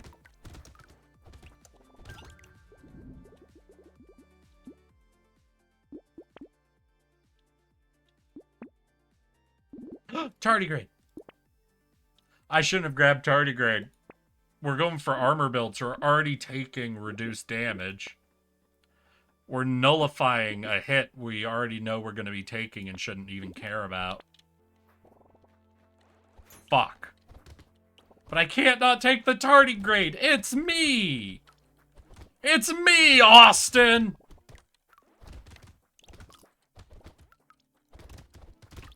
There we go. I don't really think I've ever fucked with the sickle all that much.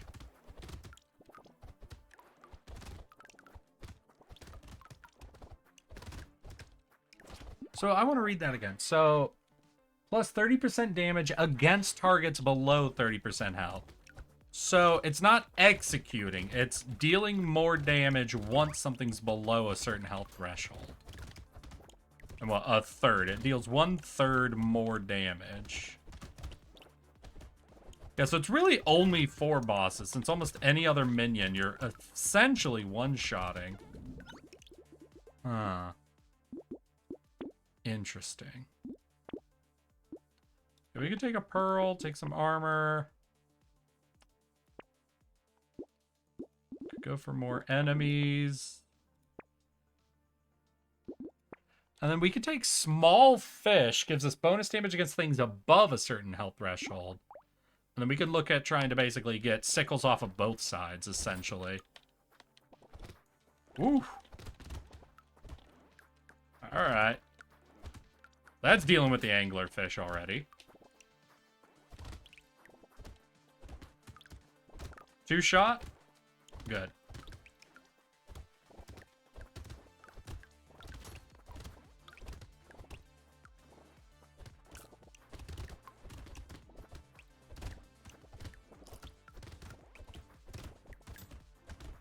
Just keep farming, just keep farming, just keep farming. What do we do? We farm, farm, farm.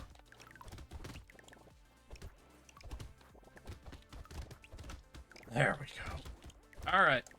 Seem to be rotating okay because of the armor. We're taking very little. I don't think I've taken much in the way of health regen, though. I don't know if I have any. Oh, that game just told me to shut the fuck up. Okay, fair enough. It's not offering me any more sickles. Yeesh.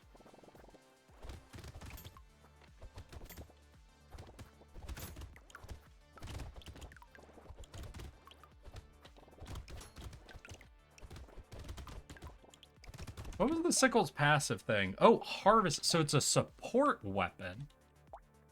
These are primitive heavy. Ooh, they get 2. Damn. Cactus is kind of fun. Again, not super good for this character, I actually think, especially since we're more so focused on the final boss than anything else.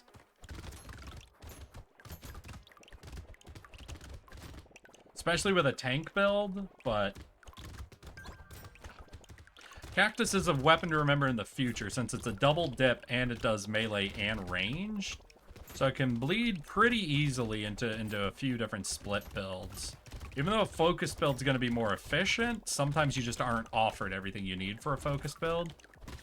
So it makes it just simply more flexible. If you're only getting range stuff, then it still works for you.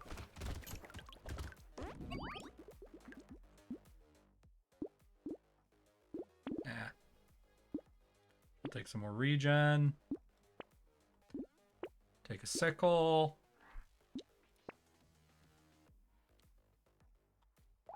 I'll recycle another one of these. Try to get this more. There we go. Another sickle. Lock in another sickle. Locked in. All right. Now we'll be able to go full 6 sickle after the end of this one.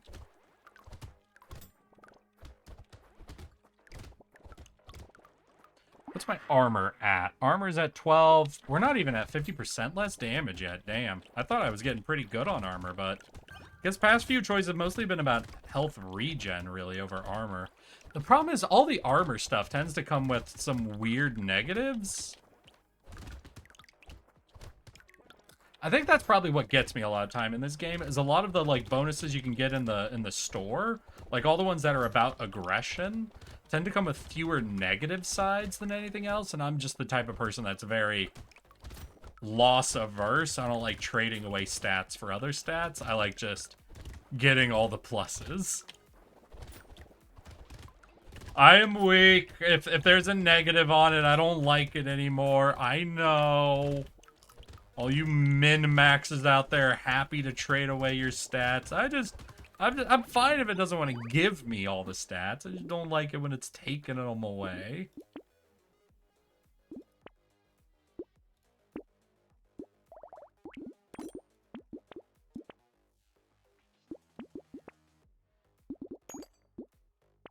Alright, we're full sickled. We're getting full harvest, so a bunch of extra money at the end of every round.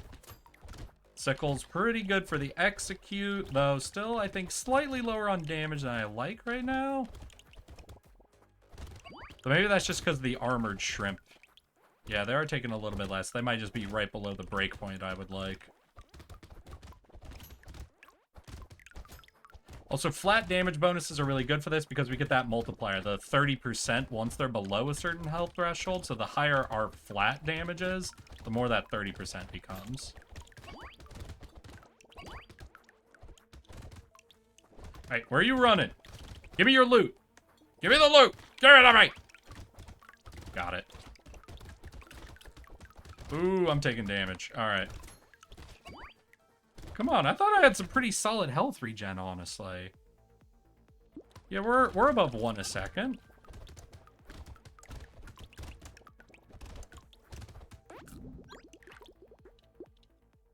Sure, we can take range, that's good. Don't need this, don't need this. Sure, we can take that, don't need this. Take just a flat melee, just fucking go for it. Upgrade a sickle, a little range is good. Upgrade a sickle.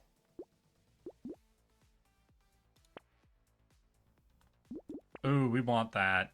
I would want it this turn, honestly, but we'll hold off, we'll buy it. That'll give us, what, 7 rounds of scaling damage? Solid. For 1 purchase.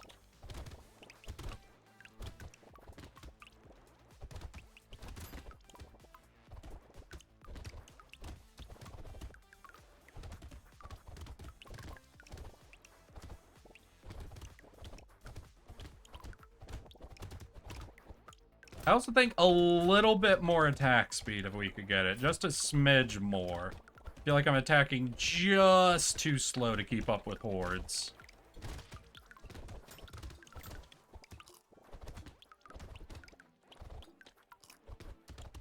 Maybe it's my max health is really what the weird thing. Like, we're taking less damage, but I haven't done anything with my max health. I don't even know what stat I'm getting when I level up. I haven't been looking at all. Maybe it's armor. It makes sense. No, max health, huh?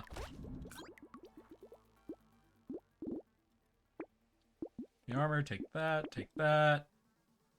A small fish, we could take that. Locking you, locking you. Good. Let's move.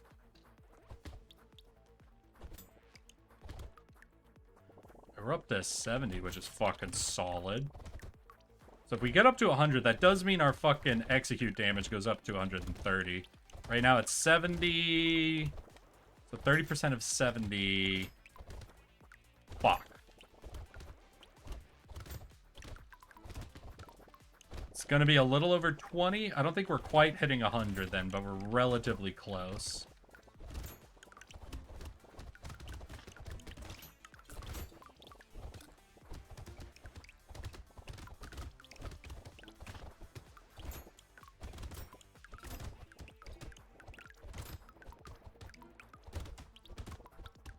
There we go. Does sickle execute damage go up with the level of the weapon? Right. 30% damage against targets with 30% health. 40% damage. It does, actually. So stronger multiplier the later level sickle we're working with. Okay, we'll take armor. Take this. Take that. Take that.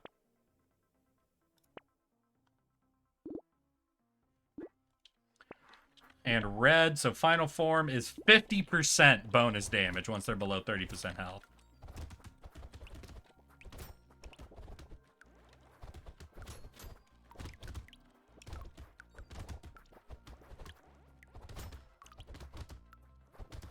We only have 2 fish, or do we have more? We have 3 fish, so we're getting, what, 30% bonus damage when they're above 75. And for most of our weapons, 40 or 50% damage once they're below 30. So worst case scenario are the enemies that we put somewhere in between 75 and 30. No bonus.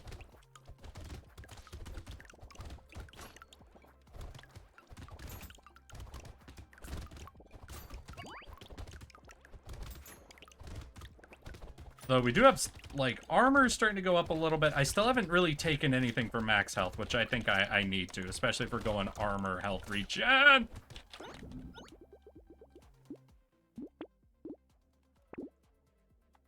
There's the max health. Yay! Ooh, that's interesting. So we start at half health, but we gain a lot of regen.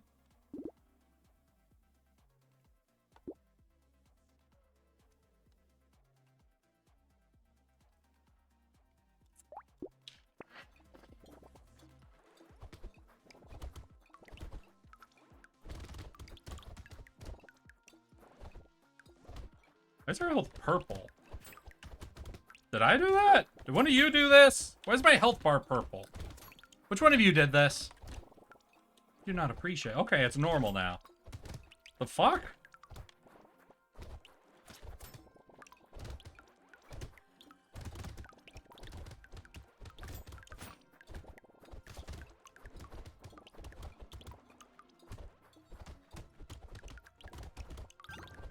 Is that from starting at half health, or is that related to curse? I think purple's the curse color, so I would assume it relates to curse. It's purple until the oh, that's the marker that tardigrade's giving me a nullification. Okay. Purple tardigrade. Got it.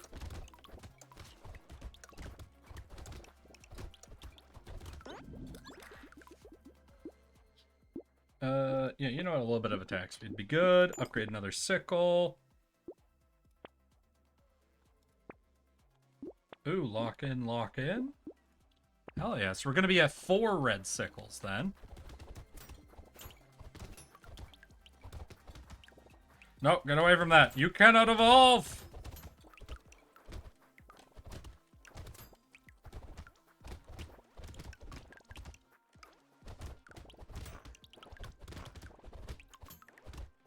Yeah, all of you must die.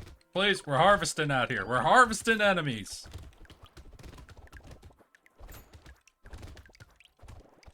Damn, didn't quite sideswipe the walrus to death, so we're still a little short on damage. Damn, there's my nullify.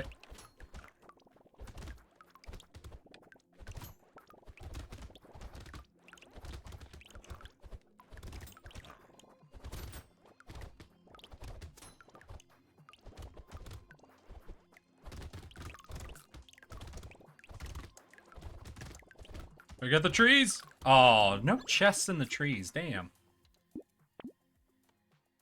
Guess we do a combine. Then we grab you, and we'll lock in the pearl as well. Because I think that'll put us at 2 pearls, which means luck scaling will be really solid for us to get more damage.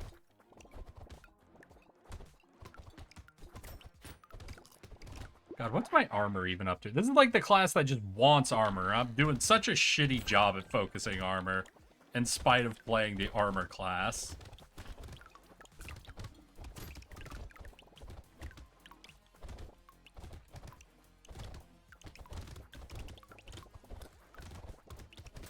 I'll have more armor than I generally pick up, but it's like, I could definitely be doing more.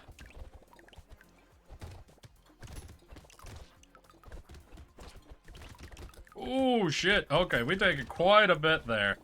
It's always the fucking level where they introduce all of the projectiles at once. Because this is the first time with narwhals and those squids that are shooting out all those shots.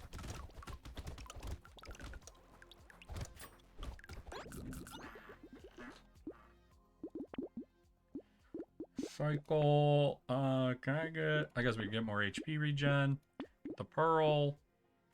Upgrade.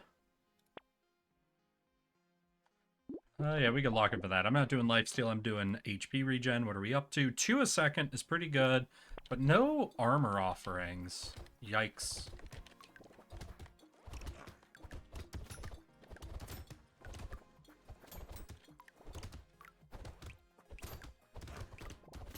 Fuck you! Fucking evolving worm!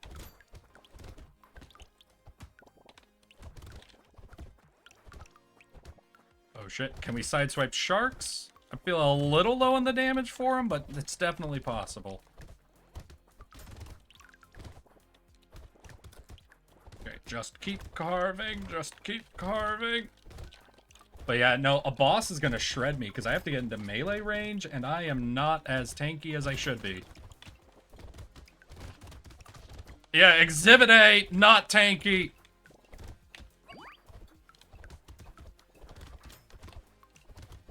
Holy shit. No, don't give up. We can't have more evolves, please. Yeah, I'm not as tanky as I should be with this class. Give me the armor. Give me armor. Give me... Oh my god, 1 armor. Fuck, they are not offering me a lot in the way of armor options. Woo.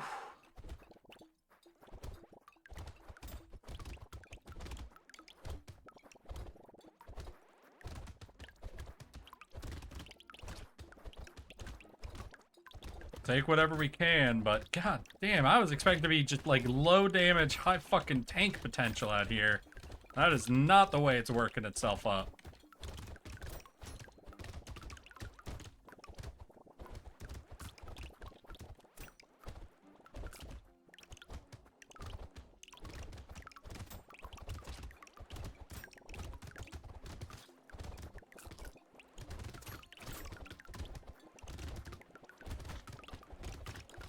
Oh, fuck.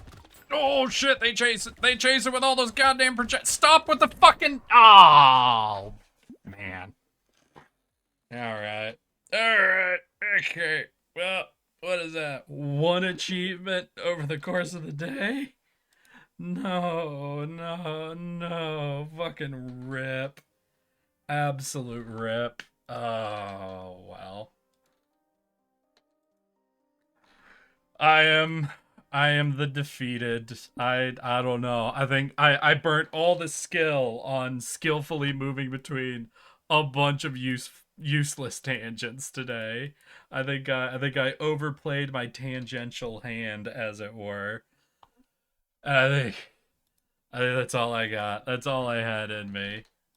So I think it's time for me to send y'all off, okay? Appreciate y'all coming and hanging out with me and dealing with my absolutely random bullshit. It was fun chatting with y'all. I will get into stream relatively early tomorrow, but I can't go late because tomorrow I have to get on a plane and then I'm going to be gone the whole following week. So no Saturday stream, no midweek stream. I apologize ahead of time, but that's the way the holidays are working out for me. Still, I hope y'all have a good evening, a good night. And I hope to see you all again just as soon as possible. Here is our raid target. Here is our raid message. And I hope to see you all again just as soon as possible. So let's get ready to raid in 5, 4, 3, 2... Let's go, girl.